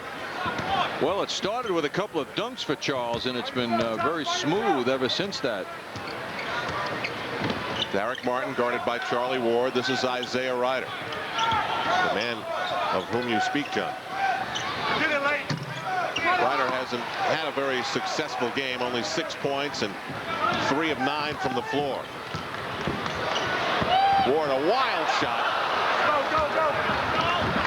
Ryder up the floor. Oakley stops him but fouls him. Charles Oakley committing, I believe, his 4th personal foul. It is his 4th personal foul. Back to the Ryder story. Kevin McHale. A statement by Kevin McHale, which was in the New York Post. Pete Vessey's column saying that I will say that we've talked 3 or 4 times to the Knicks regarding different things, but we don't seem to get anything done. And Dave Checketts had a couple of statements, having gone to practice the other day, the Knicks president, saying that don't expect any big deals right now. We are very happy with our team. It's 10 games above 500. We're happy from the perspective of the record, considering before the season, you know, if you project it to the end of January, the record being 10 above 500, new coach, some new situations, and Knicks looking ahead to the draft coming up when they have their first-round draft picks plus another one. Charles Smith is fouled. Looks pretty loose on the bench tonight. They were at halftime when I saw them outside their locker room. Patrick Ewing on the bench with 4 personal fouls. Well, considering the last couple of games, Al, the Knicks could be look at this game as a coasting type game.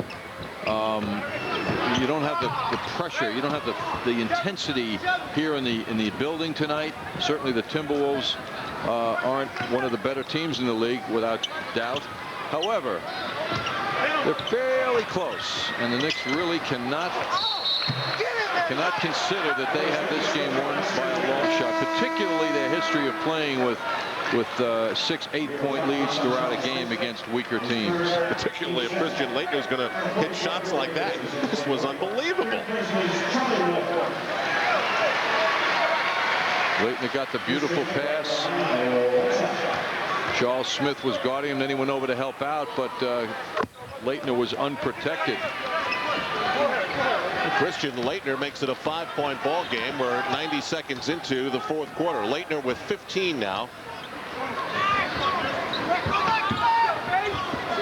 Well, the Knicks, not getting much energy from the crowd, are going to have to regenerate some of their own. Not nearly as effective in the third quarter as they were in the first half. And now Anthony Mason gets tangled up, resulting in a jump ball.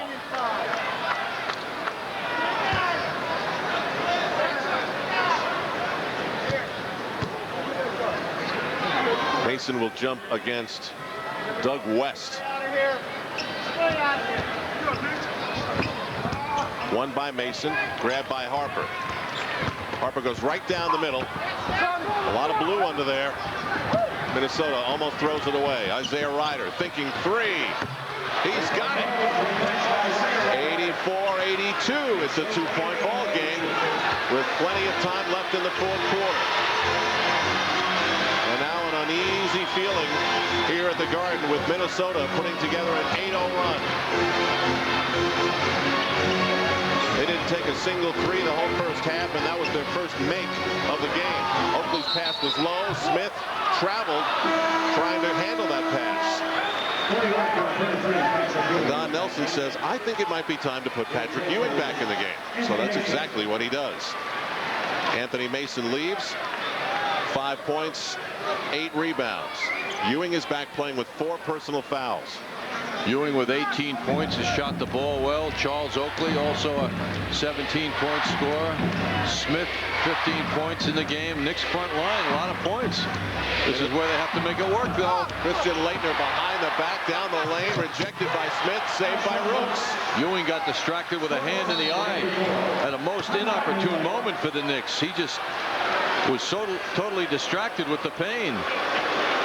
Patrick Ewing's going to try and refocus while we pause on MSG. Once again, experts are predicting an easy winner. For Jeep Cherokee Sport owners anyway, its 190 horsepower engine, 4-wheel drive and anti-lock brakes turn even the harshest conditions into a day at the beach. And now get no charge air and a lease rate of just $289 a month with no money down. Jeep Cherokee Sport, the perfect way to turn a wild winter into a mild winter. Now lease a Jeep Cherokee Sport for just $289 a month with 0 down.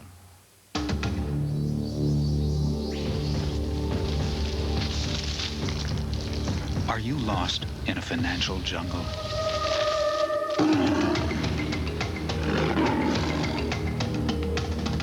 What you need is someone who knows the ropes. Someone you can count on for advice and financial information. MetLife can help you tame the risks and help you make sense of it all. Get Met. It pays. Oh, it were a stormy night, it were, and the waves, they were as tall as buildings. Then suddenly, crack, one of the waves hit the bow, smashed a bit, but then over the wheel, not dog. Then I heard a Hey, honey, didn't we go to school together? You're quite a catch. Hey, what's your sign? I'm a Pisces. 9X. More information, more solutions, more stuff. Remember, when you're having good times with good friends, drink responsibly, because friends know when to say when. A reminder from your friends at Budweiser. Oh, Laettner on a nice crossover dribble. Makes his way to the basket. Smith with the block, but it's right off Patrick Ewing's face. Patrick shakes it off, and on we go. 9 to go in the fourth quarter. T-Wolves very much alive. Ewing's shot is off, grabbed by Isaiah Ryder.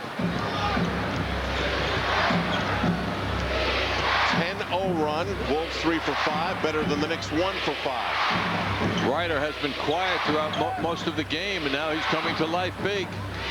Brooks bangs into Ewing. Leitner goes back to Rooks. Spun, rejected by Ewing, saved by Ryder. No time on the 24-second clock. The Knicks get a stop. When Ryder got the ball, he had no idea that there was only 1 second left. Tied at 84.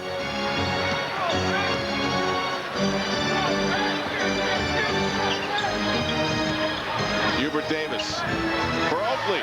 Good look.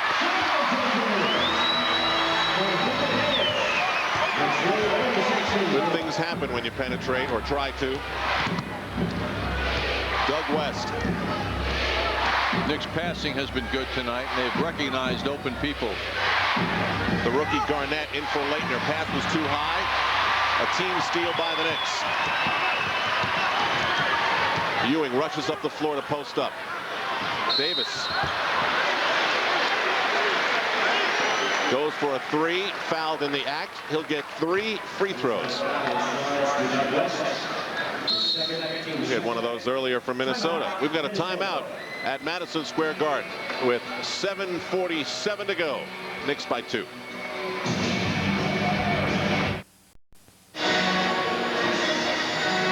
Well, the Knicks looking forward to a bit of a home stay now. Our upcoming Delta Airlines schedule shows you the Miami Heat will be here Monday night. Thursday, the Orlando Magic, and then the following Sunday, the Knicks will be at Indiana. MCS Cannon game night kicks off Monday night at 7 p.m. Pat Riley, the sequel. Hubert Davis with 3 free throws, hits the first.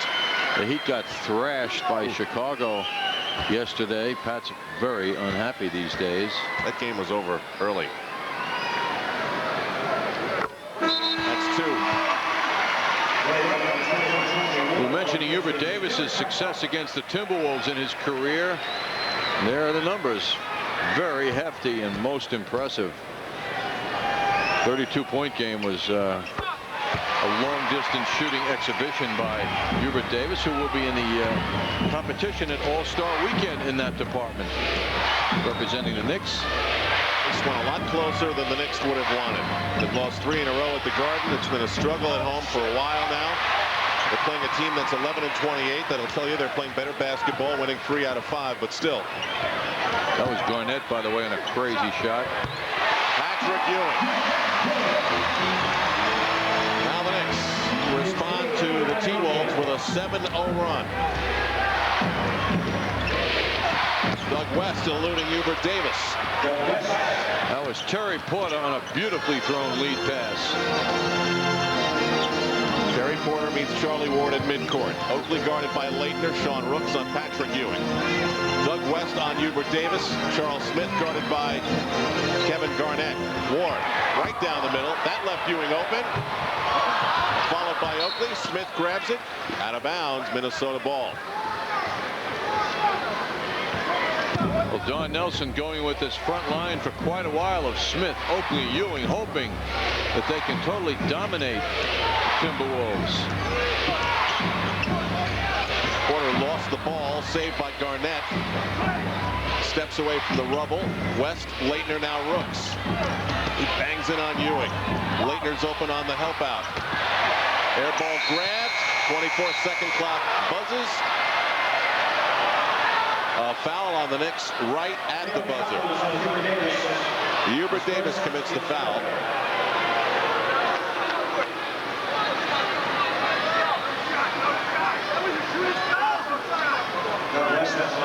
Doug West will shoot 2. Minnesota's played it hard. Done some good shot making. They've gotten a little bit from many contributors. Minnesota's been to the line for 11 more attempts than the Knicks. That a rare miss for them in this game. They've made 30 of 33. That's over 90%. They've made 77 on the entire season. That time West misses both, but the Knicks commit another foul. Patrick Ewing's 5th personal foul.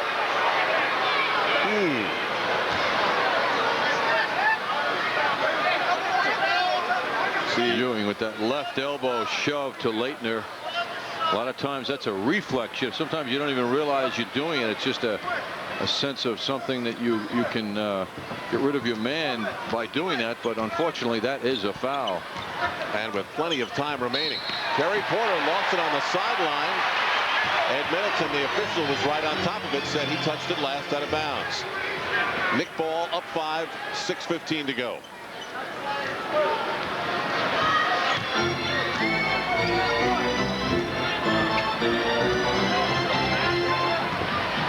Hubert Davis will orchestrate. Ewing sets the screen. Left out there by Don Nelson with the fouls. Hubert Davis. He at times, John, when he moves down the lane, can look like he's in slow motion. He has such good control of the ball, and he makes such good judgments. Don Nelson not following what many coaches would do automatically and taking his big man out with 5 fouls. What a pass. Oh, Garnett went up for the dunk and pinned the ball on the rim. Davis saves for Oakley. A lot of Don Nelson's coaching is certainly not conventional, as Knick fans have already seen. Hubert Davis playing very aggressive with the ball. 10 on the 24. Ewing overplayed by Leitner. He's called for the foul. Christian Leitner called for the foul. He went for the steal and was reaching over Ewing's back. That's the 4th on Leitner. Timeout is called by the Minnesota Timberwolves. The Knicks leading by 7 here at Madison Square Garden.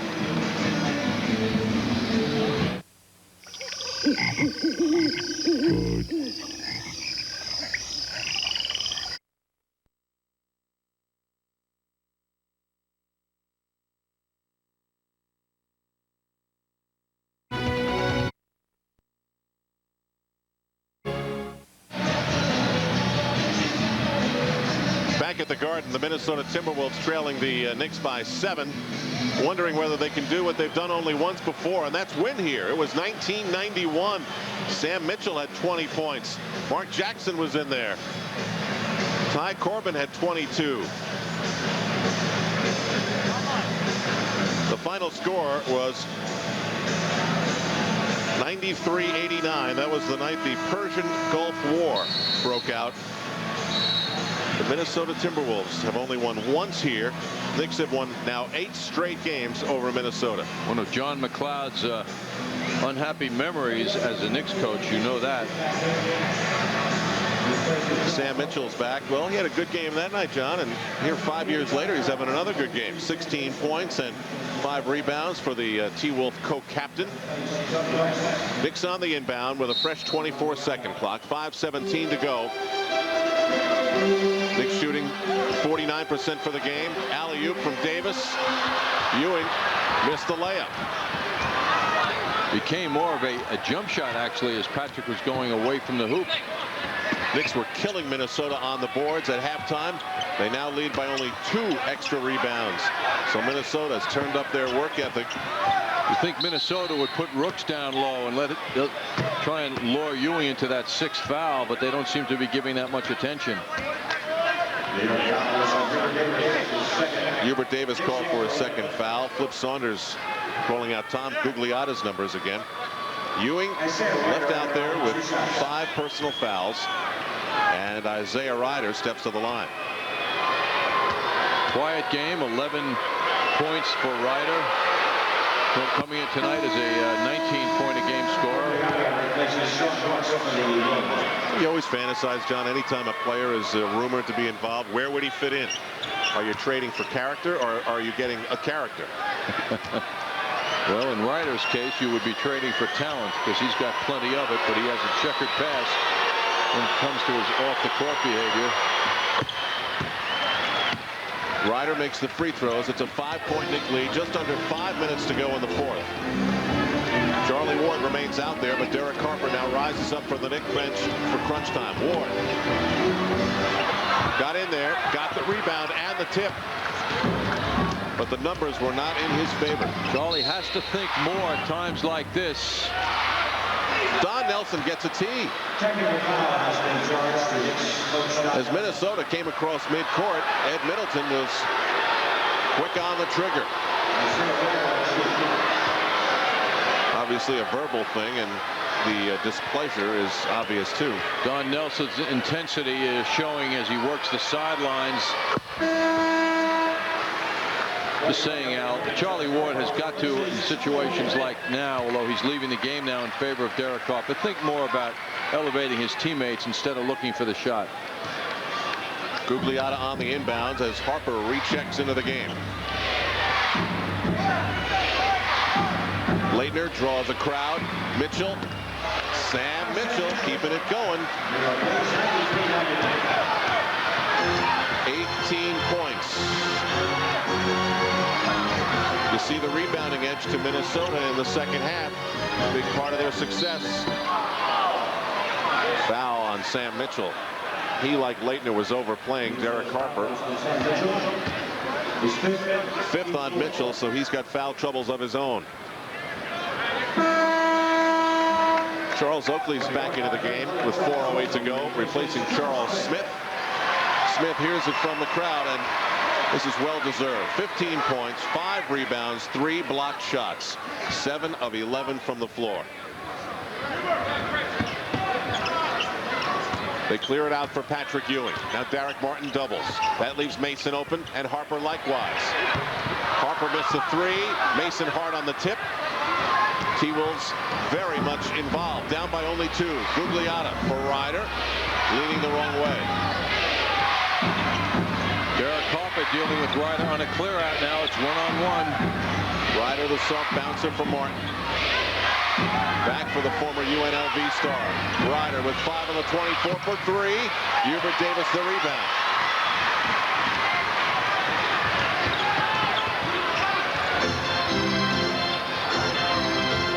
Noteworthy time that Hubert Davis is getting over John Starks in this game again. Harper through a lot of traffic. Out for Ewing. Stripped by Ryder. 5 on the 24 for the Knicks, who'll take it out of bounds. John Starks has played 22 minutes tonight. I don't remember the last time he was in the game. Nothing in the fourth quarter that I remember. Patrick Ewing the fall away. John has 3 points also in the game. Knicks 95. Minnesota 91. Mitchell with the wraparound pass for Christian Leitner. Ball away. All Knicks underneath. All 5 Knicks hit the boards. Don Nelson likes his guards who can rebound, and Hubert Davis doing a nice job getting that last one. Mason shovels to Harper. He's got the height advantage over Derek Martin. Knicks around the perimeter now. Davis finally to Ewing, who steps out. 4 on the 24. Ewing again rolls it in. It's a 2. He wanted 3, but it's a 2. Knicks by 6. Patrick Ewing inside. Patrick Ewing outside. Patrick Ewing 24 points. Timeout at the Garden.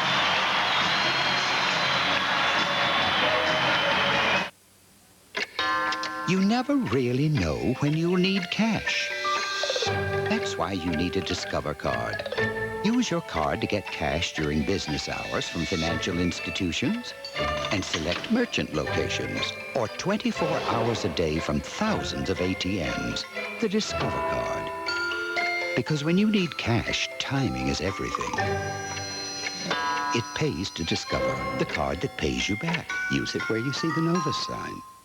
Hi, and welcome to Nobody Beats the Wiz. Quarterback camera load off. Contestant number 1, Boomer from Long Island. Quarterback and all-around ham.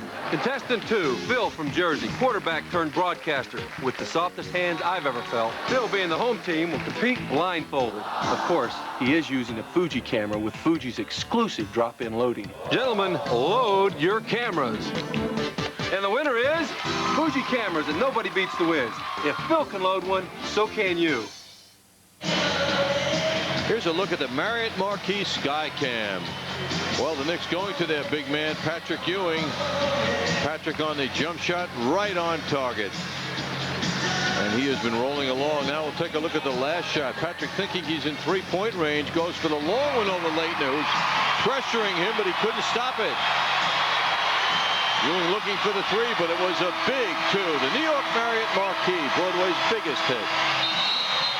Well, the Minnesota Timberwolves are going to have to start thinking three-point shooting, but they take fewer than any team in the NBA. The Knicks have almost taken 200 more three-point attempts. It's a 6-point difference with 2:17 to go. And Minnesota has chewed up their timeouts. They've got but one left. It's rare you see a team, John, with 2:15 to go have only one timeout left. But Flip Saunders has taken that route in terms of time management to keep his team in the game.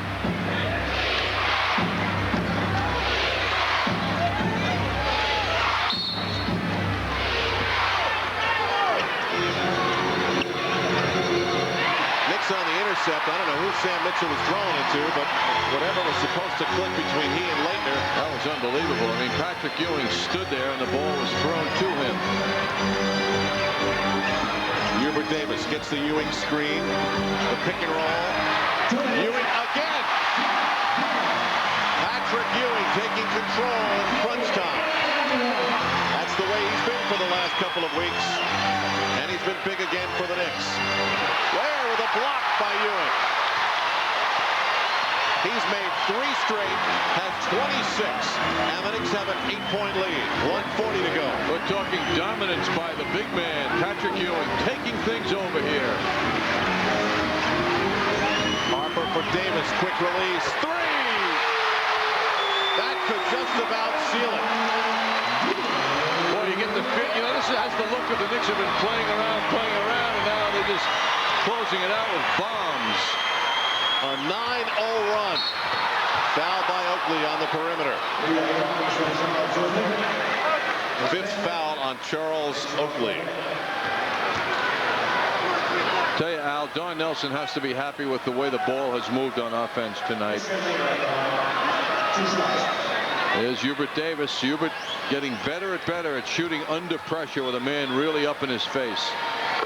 Leitner hits the first. The T-Wolves like getting a shot to the solar plexus. 1 minute you're 2 points out, and 90 seconds later you're down 11. Now it's a 9-point deficit with Leitner's free throws. 1:15 to go here at the Garden. Knicks looking to end their 3-game losing streak here at home. Knicks pushing that ball in the direction of Hubert Davis. Ewing. Followed by Leitner. Under a minute now. T-Wolves push it up. Sam Mitchell, they go for 2. It's 102-95 with 51.7 to go. Foul or go for a stop. Harper, 15 on the 24. Ewing is wide open. Just get out of his way. Oh, they spread the floor. They moved it to the middle for the decisive pass. The lead back to 9. Ewing the block. He's got 5 block shots.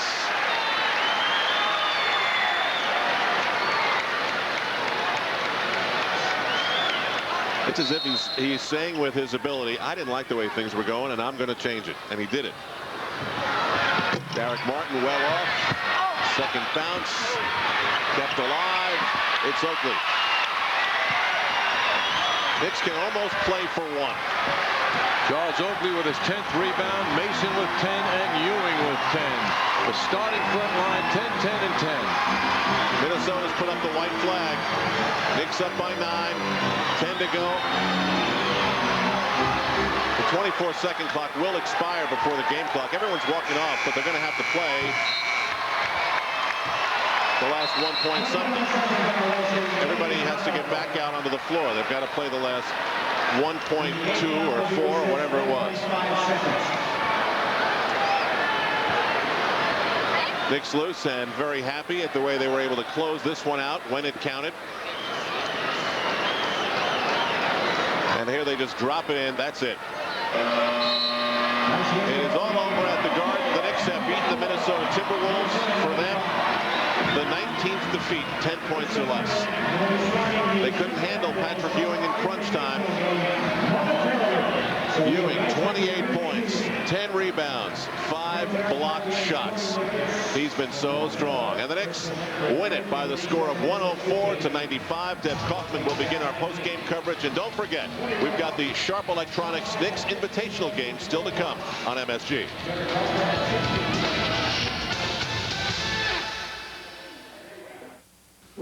If you're just rolling out of bed, do not look outside. The new Jeep Grand Cherokee Laredo offers an available V8 and full-time four-wheel drive. On the way, buses are running behind. Anti-lock disc brakes and dual airbags. Getting through.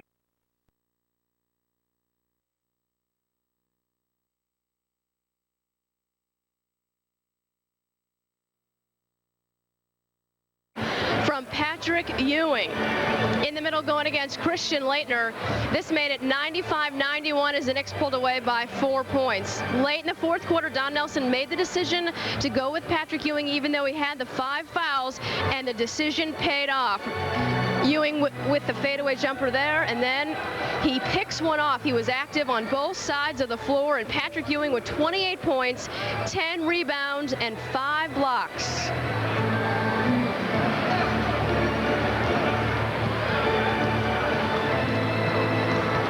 And it was Patrick Ewing who put the exclamation mark on the victory, the dunk as they left him alone underneath. Welcome back. The Knicks have won this one 105-94. Charles Smith will be with us shortly, but first we're going to go to Mike Crispino for an update at the MSG Sports Desk. Thanks very much, Deb. Coming up after the Knicks post-game report on the Coors Light MSG Sports Desk, St. John's upset victory over Georgetown today, disrupting the Big East standings. How did it happen? We will examine. Marcus Camby's return to the nation's #1 basketball team. The latest on Magic Johnson's comeback, where and when, and if it will actually happen. The Rangers blistering of the Bruins in Boston this afternoon on the national stage. The Devils trying to reach the 500 mark in Hartford against the Whalers tonight. Who's in and who's out in the NFL Hall of Fame? Some familiar names and a few surprises for Pittsburgh Steelers fans. A dramatic finish at the Phoenix Open. Phil Mickelson plays the great Houdini. And oh yes, that football game tomorrow. We'll hear the absolute next to last word on that, how the Steelers plan to pull the upset of the past 2 decades. That and Rutgers and Seton Hall set to renew their Big East rivalry on the basketball court tomorrow. We'll hear from some of the players. Let's go back to Deb Kaufman now, courtside with Charles Smith. And he's with us right here, a little bit taller than I am, but I think we'll be all right. Your play was so key tonight. Playing in close to the basket, you seem to make those shots from close range that you might have had difficulty before. Was you got the right position? Well, you know, anytime I have a good night of altering shots and blocking shots, I'm usually covering a power forward who hangs around the basket. If I'm playing like a 3-man or somebody who hangs out in the perimeter, it's hard to get the blocks. Part of the Knicks game plan tonight to pull up the intensity on the defense? Yeah, we wanted to challenge ourselves to come out tonight, and Coach wanted us to come out and try to put them away and play hard. You know, in the past, you know, when we play sub-500 teams, we don't get up as much and we don't play as hard, and we wanted to try to do that tonight. All right, so tell us how you're adjusting now to your role off the bench. It was sort of up and down for a while. How do you feel now? I mean, you know, I just got to come out and play. I mean, it might be up and down from time to time, but when I'm out there, I just have to try to get in the flow and just try to make things happen. So after that bad loss to Chicago, you guys seem to regroup. You played well together tonight. Good ball movement tonight. You guys seem to play together as a team. Well, you know, the Chicago game is over. It's been 2 games now, and I mean, we felt real bad after that game. It was very quiet until, you know, we played Miami, and I think guys came out and played hard against Miami, and we didn't want to have 2 losses back-to-back. All right, thanks, Charles, for sticking with us, and we'll see you Monday night against Pat Riley and the Miami Heat. All right, we have our full post-game report still to come. Stay with us. Much more ahead here on MSG. We'll be back.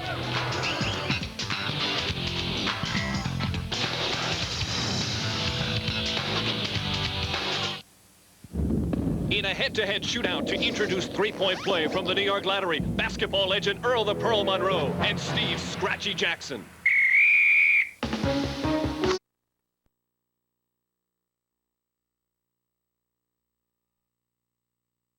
Or 1-800 break time. Solution.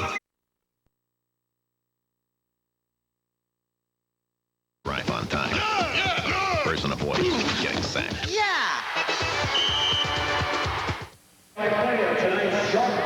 We're back where the Knicks have beaten the Timberwolves 104-95, and we're back with the Marriott Marquis play of the game. The Knicks had good ball movement all evening, 27 assists. This is indicative of the good passing. 5 different Knicks touch the ball before we go back inside to Charles Smith, who had 15 points coming off the bench. We still have lots more to come on the Knicks post-game report. We have the Legends game as well as they're warming up on the court, but for now, Al and John with their final thoughts. All right, Deb, of course, that's a lot of fun. We'll have a lot of time to get Johnny Hoop's final thoughts during that 7th annual Sharp Electronics Knicks Invitational game. That's coming up. But final thoughts on this one include the final score, 104-95. It's Pat Riley 2. Monday night at the Garden, MCS Cannon. Knicks game night begins our coverage at 7 right here on MSG. Also still to come following the Knicks Invitational game, tonight's edition of the Knicks post-game report. Today's game produced by Frank DeGrace and directed by Howie Singer. The executive producer for MSG, Mike McCarthy. Stay with us. We've got more to come.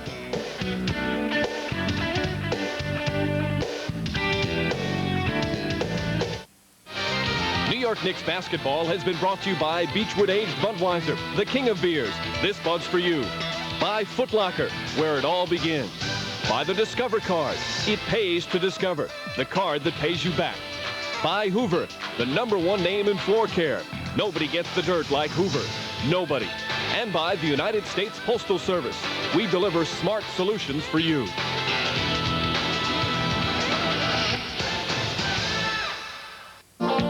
There's nothing else quite like it anywhere in sports. Passion, power, skill, and school spirit create the atmosphere you'll only find in the world of college basketball. It's another great season of tournaments and matchups from conferences all across the country. Catch some of the great teams and great players as they battle it out on the road to the Final Four. Manhattan visits Loyola to battle it out in a MAC Conference showdown tomorrow afternoon right here on MSG.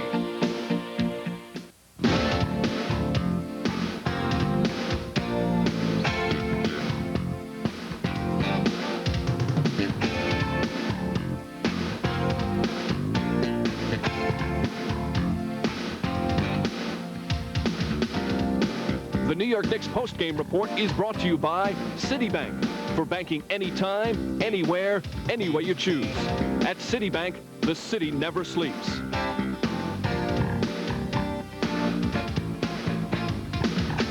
Well, a little special look to tonight's New York Knicks post-game report back at the Garden for the 7th annual Sharp Electronics Knicks Invitational game.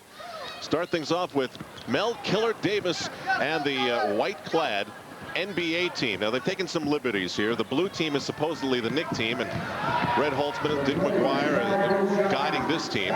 Scott Clark of WABC is out there.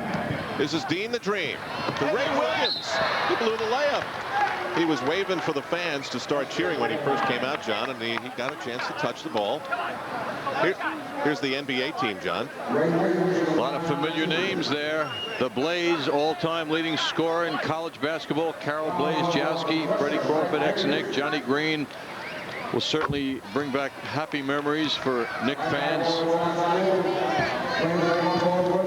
Ray hit a free throw, and it's 1-0 for the Knicks. Mike Breen with the quick change, checking in with longtime Knicks scout Fuzzy Levain. Notice how Mike goes right to sit next to the coach. Yeah, when do I go in? When do I go in? When do I go in? We learn about people, how they behave around the coach, Al, you know. Scott Clark hitting. Scott's very happy. He's made it up and down twice. Oh, my goodness. Larry Sparrow for 3. And longtime referee, also was one of those guys who jumped to the ABA, Wally Rooney, native New Yorker, out there blowing the whistles for this one. Mike Davis answers with a 2, said Wally Rooney. Mike, who had a brief stint with the Knicks in 1983. Very impressive beginning, Al. Rory again. I just want to say right now, he's probably the MVP of the game. It's over. No voting. Here's Carol Blaze Jowski, so great at Montclair State. Randy Randy Smith. Mr. 906 games in a row, Randy Smith. He'll always be a Buffalo Brave to me, Al. Number 20 is Freddie Crawford. Rory again. Big battle for the rebound. It will be blue ball. Play 2 7-minute halves. We don't want anyone to collapse. Mr. G has checked in. He just ran right out in the court. He didn't go to the scorer's table. There could be a technical. He's guarding Karol Blazkowski. Out comes Scott Clark. Oh, he wants to make his own show tonight. He's over his head, Al. I mean, make a couple, put it on the show. I look for the Blaze to burn him up. All right, here's Leon, actor in Cool Runnings and one of the bad guys in Cliffhanger. He was a big star in this game last year, and he hits a 3. Leon is serious. He played at Loyola Marymount, and this guy's a player. I mean, last year he rose above the crowd with his 12-point performance. What's going on here? Everyone's hitting their shots. I can't believe it. That was Mike Davis hitting for his second hoop. Just under 4 minutes to go in the first half. Crawford gets the bounce. This is atypical. We have some entertainers, some fans of the game on the court. We're getting a legendary performance here by everyone. Very high shooting percentages. And we've got a substitution. All right, here he is. Shirt out. Hey, Mike, tuck your shirt in. He got to the coach quickly, Al. This can't be allowed. This is against the rules. Mel Davis, one of the Knicks. Rory Sparrow, one of the Knicks alumni, a great player at St. John's, and Mike Breen takes out Mel Davis. Breen back on defense. Steal there by Rory Sparrow. Shovels it to Leon, who shovels it back, and Rory looked good to the end. I must say, it's a very good crowd that has stuck behind. Ray Williams signaling Rory to come over and talk to him. Mike Davis with the no look, and I think the no look was before Johnny Green's time. I think that came after Johnny was done. Here's a look at the Knicks team. We're jumping Johnny Green, John. I mean, drafted by the Knicks in 1959, if I'm not mistaken. And talking to Sonny Hertzberg before the game, he was joking with Fuzzy Levain, and Fuzzy came over and said, this was the first guy they ever said could take the quarter off the top of the backboard. Right. I mean, that was the big thing about Johnny Green. He could take a quarter off the top of the backboard. Or so it was said, Al. Johnny Green, we see at the Garden from time to time, lives out in Queens, involved with McDonald's franchises. Gentleman, terrific guy. Sonny Hertzberg just got a technical foul. Oh, there he is, just to the right of Dr. Dre. Lisa G, also a celebrity assistant coach, and you're about to see Ralph Kaplowitz, who played in the very first NBA game that the Knicks played in Toronto. He took the tee. Ironically, the tee was from Sonny Hertzberg, who was Ralph's partner on that Knicks team in their very first NBA season. Incidentally, Al, in case you're wondering, Ralph Kaplawitz's birthday is May 18th, 1919. That's Peter Boyle, actor Peter Boyle, assistant coach. Peter was telling me before the game he has been practicing his 20-second timeout gesture as an assistant coach. Here's Tom Hoover. He was going to become the Hoover player of the game, John. On the run, Ray Williams. Hoover back and whacks Ray Williams. That's Tom. That's the way Tom played the game, Al. I don't know if you saw him play during his career, but he was a rough, tough guy. His son Jason is a star at Manhattan College. What a future he has. Neil Johnson has checked into the game. Boy, Neil was a rough player. Mike Breen still hasn't touched the ball. I really wish he'd tuck his shirt in. I think Mike is very happy about that. You know? Here's Ed Lover from Hot 97. Ahead for Freddie Crawford. Little dribbling, little passing for Neil Johnson. Out for Tom Hoover. Lost it out of bounds. Deb Kaufman's on the NBA team bench. Deb. All right, Carol Blazejowski is with us, and I'm sure you've experienced a lot of firsts in your career, being the first woman. You are the first woman to play in this game. Well, one of the first women to play on this court and still hold the collegiate record, so I'm proud to be here tonight. How's it to feel out there? Pretty tough competition as it just goes right through Mike Breen's legs. Well, you can see some of these athletes are in still pretty good shape. But it's a lot of fun. Tonight's a lot of fun. What do you do to stay in good shape? I still play ball about 3 times a week, run a little bit, so I manage to stay active. All right, thanks, Blaze. Back to Al. All right, Deb, 4-on-1 break. Leon, this guy can play. And when he played at Loyola Marymount, John, they were a run and gun group. Incidentally, Carol Blazejowski was entered into the Basketball Hall of Fame in 1993. All-time leading scorer in women's college history. All right, that's the end of the first half. And the Knicks team, coached by Red Holtzman, with the huge 15-8 lead. They were blazing from the floor. Back in a moment on MSG. The New York Knicks post-game report is brought to you by Citibank. For banking anytime, anywhere, any way you choose. At Citibank, the city never sleeps. And by your Tri-State Jeep and Eagle dealers. There's only one Jeep, and it's only at your Tri-State Jeep and Eagle dealers. It's third down at Bud Bowl, and you're in the game. Beat it, Doc. All right, you bench warming towel boy reject. There are 4 plays left. Try this one. Flea flicker? What if they catch me? What if they catch me? Don't worry, it's going to be a walk in the park. So take a hike. Ooh, yeah, this is easy. Hey. Oh. Make that 3 plays left. Get a new play card where you buy Bud, Bud Light, and Bud Ice. Oh, look. A 2. Excuse me, that would be mine. Come over here, man. Come on. Back at the Garden, we're watching more of the 7th annual Sharp Electronics Knicks Invitational game. Satch Sanders, very nattily attired in the bow tie, getting a visit from Mel Davis. Neil Johnson, by the way, when the timeout got started, was doubled over in pain and was grabbing his right arm, so he left. Hope he's okay. Satch looks great. Satch Sanders, 8 world championships as a member of the Boston Celtics. There's Sonny Hertzberg, Lisa G. He's active now in the NBA, John, as you look at Red Holtzman, Danny Whalen, longtime Knick trainer, and Earl the Pearl. A Pearl in our midst. A foul as we begin play in the second half, but Satch is working with the NBA now and helping players get acquainted to all facets of life that will confront you once you make it to this level.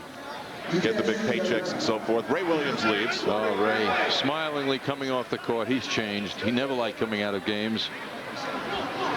Rory Sparrow back in. Rory hasn't been a shot he didn't like so far in this one. 6 points. One to flashback.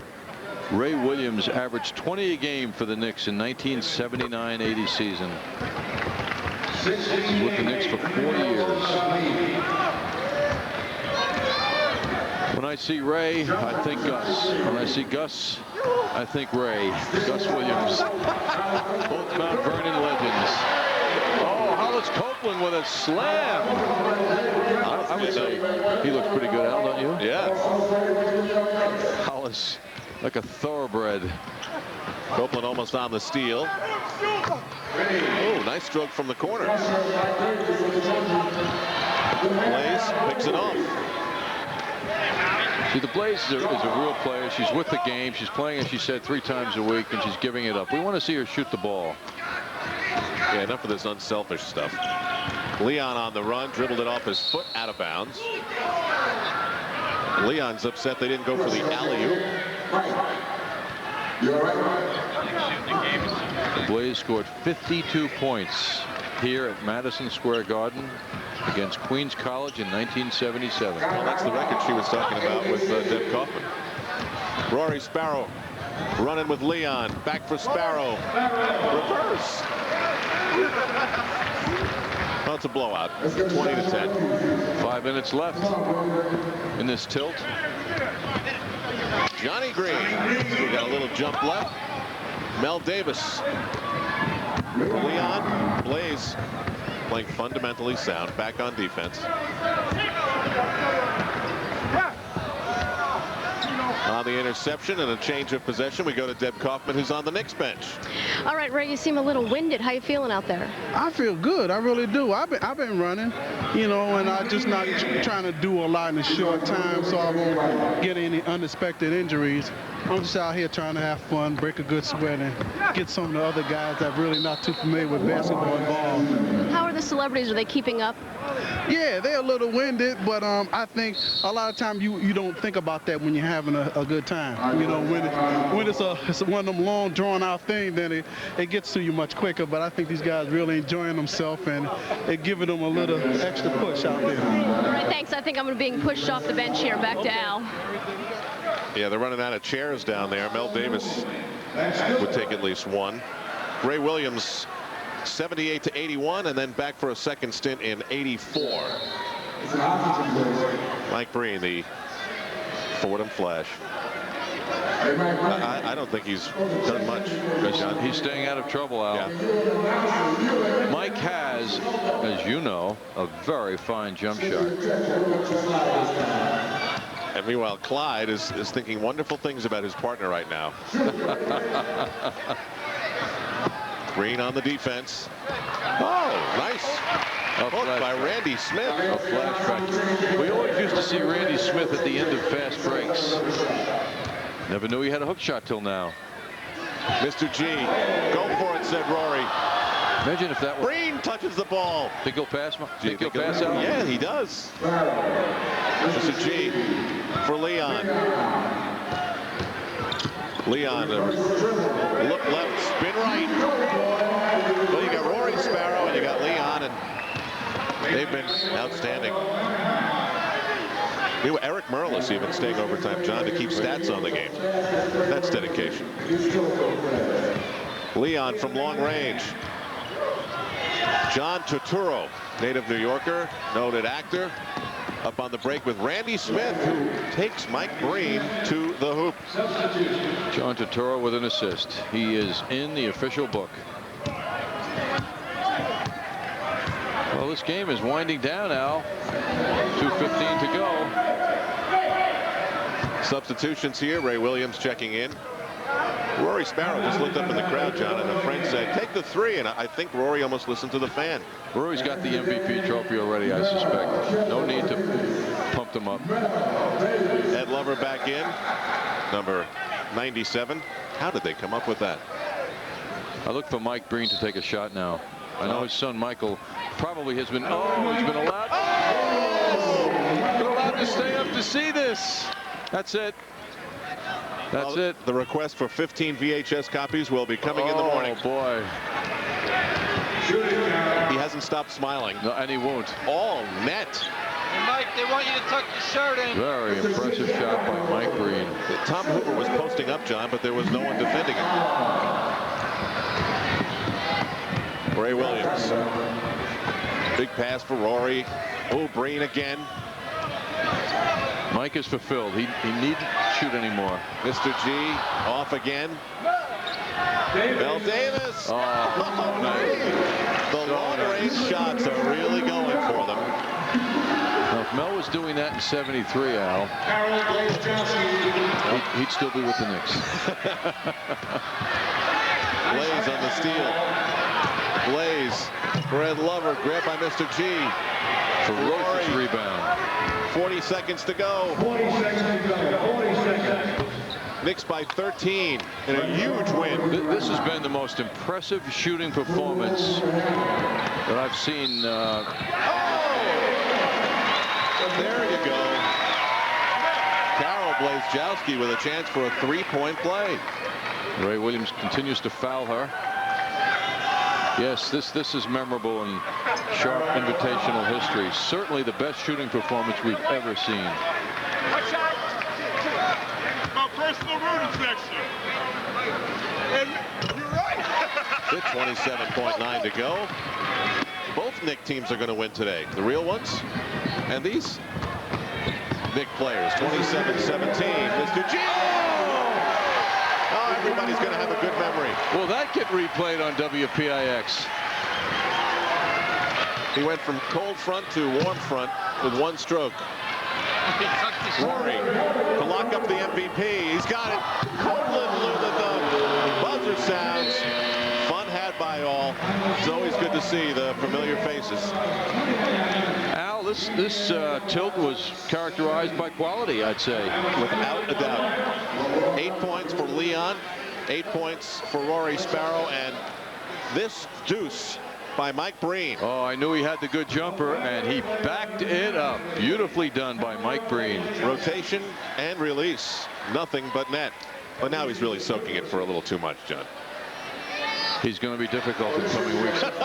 We have to travel with Mike. It's going to be rough. Mel Davis had 6. Randy Smith had 6. Carol Blazejowski had 3. Mike Breen with that hoop he'll be remembering for quite a while. As the Knicks beat the NBA team 29-17. And a good crowd hung around. John Couture schmoozing with Blaze. Scott Clark had a few touches. Don't remember any going in. Oh, he did have 2. I'm sorry. Well, we've decided the star of the game, the sharp player of the game, Rory Sparrow, hit those 2 threes consecutively. Outrageous, and with Deb Kaufman. Rory, you're not old enough to be an old timer playing with these guys. You don't see this gray hair up here, now do you? Wait a minute, I am an old guy. How much do you play? I play every Saturday. I go into this little old musky gym that I grew up in, and we go out and we compete every weekend with my best friends, and it gets real physical, so this was really light stuff today. Did you watch the Knicks game tonight? Did you enjoy the victory over the T-Wolves? Well, you know, I didn't enjoy the struggle. I think this is a very talented group, and once they put it all together, they're going to be a very good team. What's your favorite moment other than, I'm sure, the Sharp game tonight here at the Garden after all these years? Oh, I don't know. There's so many moments in this here arena and watching so many great players, but just to be able to sit on the bench with Earl Monroe, something as a player I grew up with, was a lot tonight. All right, well, I'm glad you enjoyed it. You played pretty well. Oh, I still got a little something. All right, thanks a lot. Thank you. Our sharp, very sharp player of the game. Let's go back now to Al Trautwig. All right, Deb, again, the Knicks beating the NBA team 29-17. The Big Knick team beat the Minnesota Timberwolves tonight 104-95. For highlights on that and other stories, Mike Crispino is standing by at the MSG Sports Desk. Thanks very much, Al. The Knicks have been truly embarrassed lately in their own backyard. Losses to the Bucks and the Kings are bad enough, and the way the Bulls dominated them really seemed to take the wind out of their sails. But a good win on the road at Miami and a chance tonight to redeem themselves against one of the league's doormats, the Minnesota Timberwolves. It wasn't easy, but the Knicks do win it 104-95 in the game seen here on the MSG Network. A big night for Patrick Ewing. J.R. Rider, a lot of talk about him coming to New York in a trade. The Knicks needing a talented big guard to add some scoring punch. Probably won't happen, according to Dave Checkitz. However, Ryder made a nice pass here to Tom Gugliotta in the first quarter. The Knicks led by 5, 22-17. Googs had 18 tonight. Charles Smith and the Knicks were doing a nice job rejecting shots. That one there, however, turned into a bucket for the Timberwolves on the reverse layup by J.R. Rider, and it was 26-19. And Oakley, swiping at Sam Mitchell, got a tee on the play. Later in the first quarter, Ewing loses the ball down low, saving it. This time he gets it back, and he crams it home. 28-21 New York lead. It was 30-23 Knicks after one. Then Charlie Ward running the break finds Charles Smith off the bench with 15. Big production from him tonight. And the Knicks led at 32-23. Ball moving as it should. And again, Smith the beneficiary of the great touch pass from Charles Oakley. And the Knicks were up 55-48 at halftime. Christian Laettner, pretty move here in the third quarter. The reverse goes in and he's fouled. The Knicks lead was 8. Charles Oakley then nailed a 3. The Knicks were up by 9 in the third quarter, 73-64. Oak again for 3. This time he missed it. But nice work by Derek Harper, saving it to Mason, and that turned into 2 points for the Knicks as Charlie Ward pumped up a long three-pointer, and the Knicks were up 82-74. Certainly to the delight of that young lady enjoying herself at the Knicks game tonight here at Madison Square Garden. J.R. Rider answered with a 3. An 8-0 Wolves run cut the lead to 2, 84-82 in the fourth. Then Ewing went with the drop step and the opposite foot jump shot, a 7-0 Knick run for Don Nelson, a 91-84 lead. Again, Ewing shooting over Laettner, nearly a three-pointer, A long J, and the Knicks had the 97-91 lead. Had to finish it off on the perimeter. They went to the baseline, and the jam by Ewing, 104-95. He finishes with 28 points, 10 rebounds, and 5 blocked shots. Well, the Lakers have been playing well of late, with or without Magic Johnson. They've now won 7 of 8. Tonight at the Continental Airlines Arena, the Meadowlands, formerly named, they were able to beat the Nets at the buzzer. In fact, with 1/10 of a second remaining. Butch Beard's team had played well, pretty well this season at home, 13-7. A strong move inside by P.J. Brown turns into a Laker fast break. Nick Van Exel setting up Eddie Jones, a huge jam, and the Lakers had an early 29 lead. They led 31-22 after 1. Then in the second quarter, P.J. Brown, nice cut, good pass from Armand Gilliam, and the Laker lead was cut to 7 at 45-38. They were down 11 at halftime with the Nets. Late in the fourth, Sean Bradley gets it in the corner, oddball-looking jump shot, and it's 96-93. They had cut the lead to 3. Kendall Gill. Time running out, hits a long 3 off balance, and the Laker lead was cut to 1, 87-96. Liliu's Greg Graham then hit second of his 2 free throws to tie it at 98, 4.4 seconds remaining. They call a timeout. Here's what the Lakers came with on the inbounds. Divac takes it to the hole, just overpowers Sean Bradley. He missed the layup, but Eldon Campbell got the follow-up. And afterwards, Butch Beard talked about the officiating, calling it less than professional. We'll hear more from him later on the Coors Light MSG Sports Desk. Well, the Lakers lay in wait in Magic Johnson limbo. Is the comeback for real, or is it not this time? It is T-minus 48 hours and counting now before an announcement in Los Angeles scheduled for Monday. GM Jerry West said recently, and he should know, that Magic is 36 years old. It's now or never for him.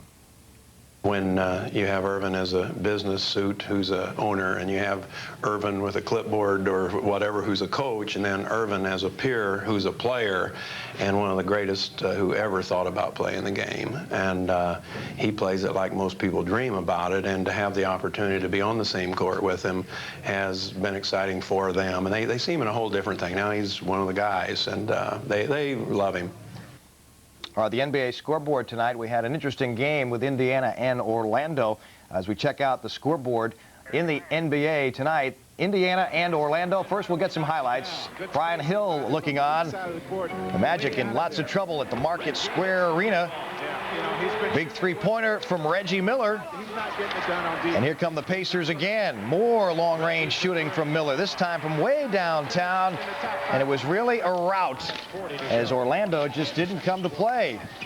Nice alley-oop from Penny to Shaq here for an alley-oop. Shaq with 23 points on the night, but it was really all Indiana for Larry Brown and company. Again, Reggie Miller gets open for the 3-ball, and he nails it.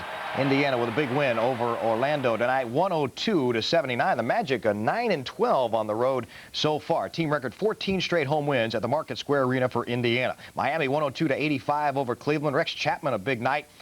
In that one, Philadelphia beaten again. John Lucas's team just horrible. Charlotte 110-105. Kenny Anderson does it from the field with 22 points, 14 assists in that one. The Washington Bullets now just 4.5 games behind the New York Knicks. 102-77 victory tonight over Vancouver. Juwan Howard had 24 in that one. Dallas trailing Portland at home 95-78. Detroit's Pistons being hammered by the Rockets 75-59. That's in the fourth. Toronto over Denver 41-39 in the third. Golden State on top of Utah at halftime 51-47, and scheduled to get underway in a couple of moments. The Seattle Supersonics at Los Angeles to play the Clippers. George Karl named the Western Conference All-Star coach. He'll be there in San Antonio on February 11th to direct the Western Conference Stars. And we'll have more of our Knicks post-game coverage from Madison Square Garden and the MSG Network after these words. Stay with us. Be with you in a moment. You know, I used to have a give and take relationship with my bank. I gave them my checking account. They took 50 cents every time I wrote a check. I gave them my money market. It took 75 cents every time I used an ATM. I gave them a call to get a balance. 16 ring. The Knicks had 5 different players in double figures. They worked hard for the win against the T-Wolves. Patrick Ewing, one of them. He is our Hoover player of the game. Patrick with 28 points, 10 rebounds, and 5 blocks. He was joined by Oakley and Mason, all 3 of the front court starters with the 10 rebounds. And Patrick Ewing keys the 9-0 run to finish the game. Well, the Knicks reacquainted themselves with the home court advantage, something that will help them surely on Monday night when their former coach, Pat Riley, comes back as the Heat will play the Knicks. For now, the Knicks' current coach, Don Nelson, met the media. Here are his comments from moments ago. He came out right, very aggressive, ready to play against a sub-500 team, and I was really glad about that. Not that we played great the whole night or anything like that, because you know, they had a chance actually to win in the fourth period, but we did come out right, and I was happy about that. I went to basically a 8-man rotation and trying to, you know, get back on the winning track with that and be more conservative in our substitutions and see if that can help us win. Go with my best players on the floor most of the time again, and go through a period of time until we get back on the right track, and then take another look, see after that if we need the rest or we don't. Excuse me. Can you talk about what it feels like to be a coach and have Patrick Ewing in a zone like he was down the end? Well, you know, I keep saying, I hope we don't need Patrick to score 37 or 40 points every night to win, and then I also hope we don't need him to make long jump shots like he did tonight at the buzzer, at the 24-second buzzer, you know, to bail us out time and time again.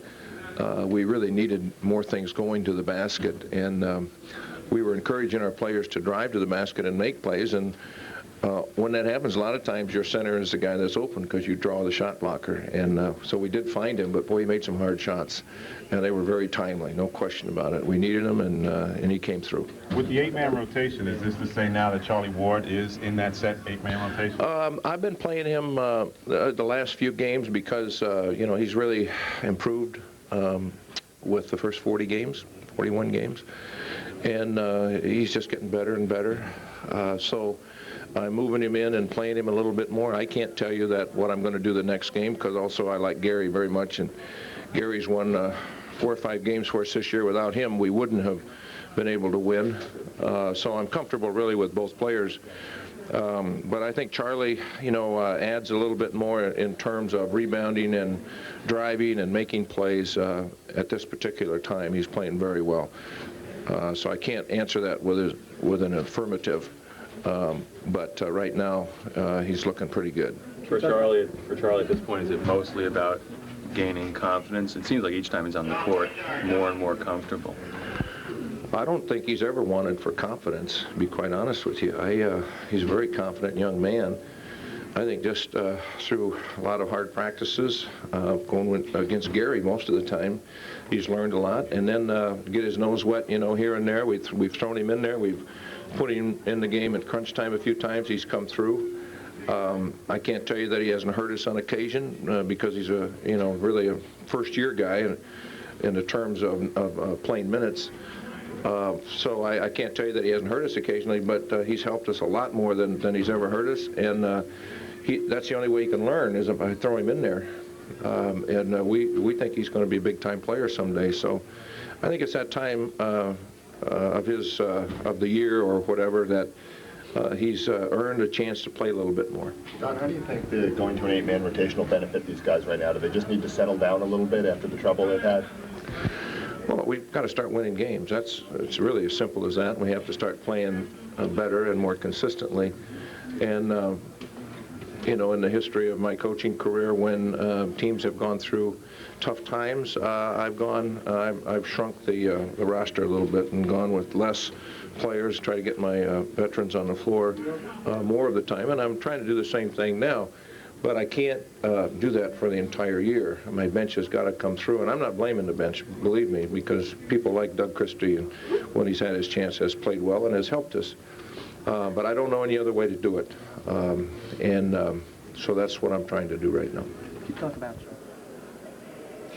All right, those are the thoughts of Don Nelson. Michael Kay will join us in a minute. We'll talk more about it. The Knicks won twice tonight, once against Minnesota and once their legends against the Celebrities. We'll be back with more right after this.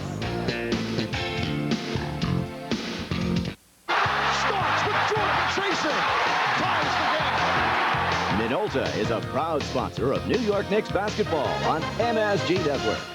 Fun Zone, Long Island's #1 family fun center, now features Zap Zone, the ultimate fun with a laser gun. Seek out your opponent in our futuristic laser arena.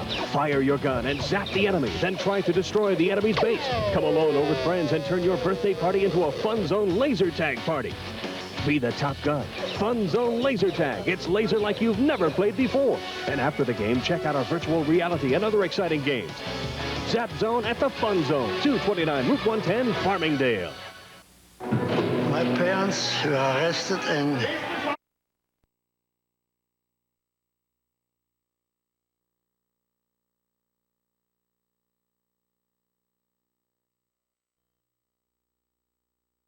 this play, the give and go from Charles Oakley to Derek Harper, and Oakley gets it back. He was tough inside today. He was also looking for his jump shot, and he took it when he got it. Here are the Knicks' leading scorers. Oakley was one of them. He had 19 points, a big game for him. Patrick Ewing led the way with 28 points, 10 boards, and 5 blocks. Derek Harper also found his shooting touch. He had 16. On the other side for the T-Wolves, Sam Mitchell with 20 points, which is 8 above his average. Christian Laettner had a slow first half, but he picked it up, finished with 17. And Tom Gugliotta, who carried them in the first half, finishes with 19. And we're back on the floor, and Michael Kay is here. Let's talk first about Don Nelson. What are the implications in him saying that he's going to go to an 8-man rotation? Who's out? Well, pretty interesting, Deb, that he announced that, and it shows you that he really wants to win these games, gets this team back into a winning way. Right now, the way it looks, Doug Christie and Gary Grant will have their time affected. Of course, Monty Williams and Herb Williams as well. But Grant and Christie, who've been seeing a lot of time, really will see more time on the bench right now. He just wants to make everything compact. He wants the people to know when they're going to play, get into a little bit of a rhythm. All right, one of the more interesting decisions Don Nelson made today was leaving Patrick Ewing in the game with 5 fouls. Other coaches might not have done that. Michael caught up with Patrick in the locker room. Here are his thoughts now. Patrick, how does it feel to be in the kind of zone that you were in down the stretch? I mean, what kind of feeling is that every time you have the ball to know it's going in? Well, I didn't feel like I was in the zone. I just thought I had a pretty good game. The shots were just, I was getting good shots. Some of them fell, some of them didn't. Doesn't feel like you're on top of the world? No, not yet. Did you have some sense of, I can't believe Minnesota's they're hanging around, it's time to put an end to this? No, I wasn't even thinking of it first. You know, I was on the bench in the third quarter. Some of the fourth, and when I got back in the game, I just wanted to get it going again. Were you surprised that they were able to keep it that close, or did you expect it to be a close game like that?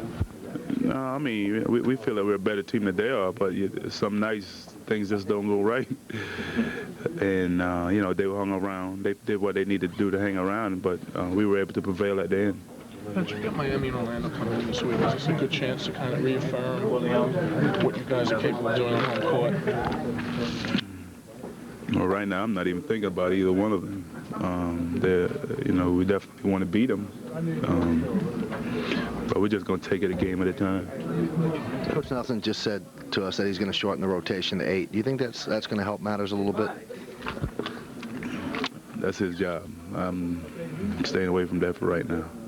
Is it safe to say you're happier with the result tonight than this afternoon here at the Garden? Oh, most definitely. Most definitely. My boys didn't do that well today, but they'll be there at the end. Well, Patrick Ewing didn't want to talk about the 8-man rotation. It's not his call, but one of the guys who has really benefited from the playing time is Charlie Ward. He has really stepped up his play. He really has, Deb. The game that he had against the Miami Heat, I think Nelson really took some notice. I talked to Ward just moments ago, and he said, listen, this is the opportunity he's always waited for. He prayed for it. He says, I finally got it. Now I have to take advantage of it and do my job. Nelson likes the fact that Ward can crash the boards, apply some defensive pressure over the 94 feet. So far, Ward's done a very, very good job. I'm sure that Christie's not happy. I'm sure that Gary Grant's not happy. But remember what Nelson said. This isn't a permanent thing. This isn't the whole way. He just wants to compact the rotation just a little bit longer, get some wins under the belt, and then they'll get those guys playing again. To give this further perspective, this was Minnesota. Right. Now, next week, the Heat come back, and the Orlando Magic are here, and they are a real test. And that was a point of conversation in the locker room, especially by John Starks. It was a very subdued locker room. There wasn't any celebrating, and really the general consensus was, hey, This was the Timberwolves, so let's not get too thrilled about this. John Stark said, hey, we have to beat a good team.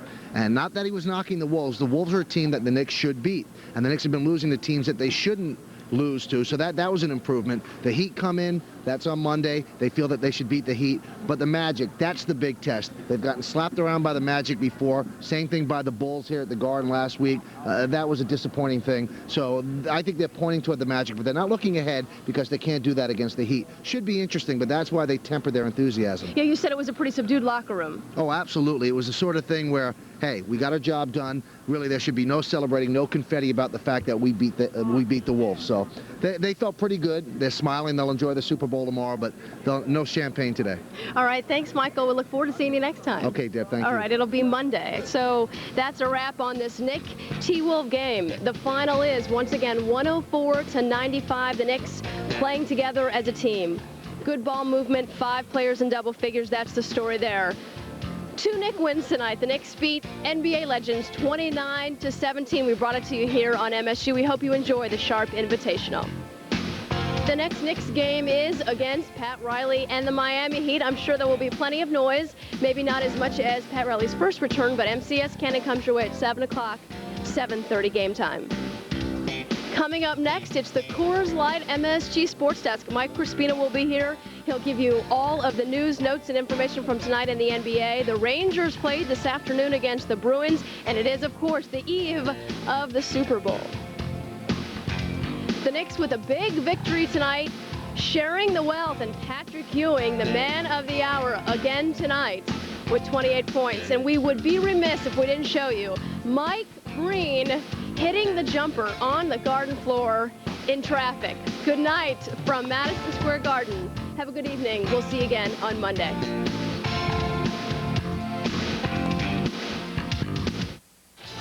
Guests receive the American Express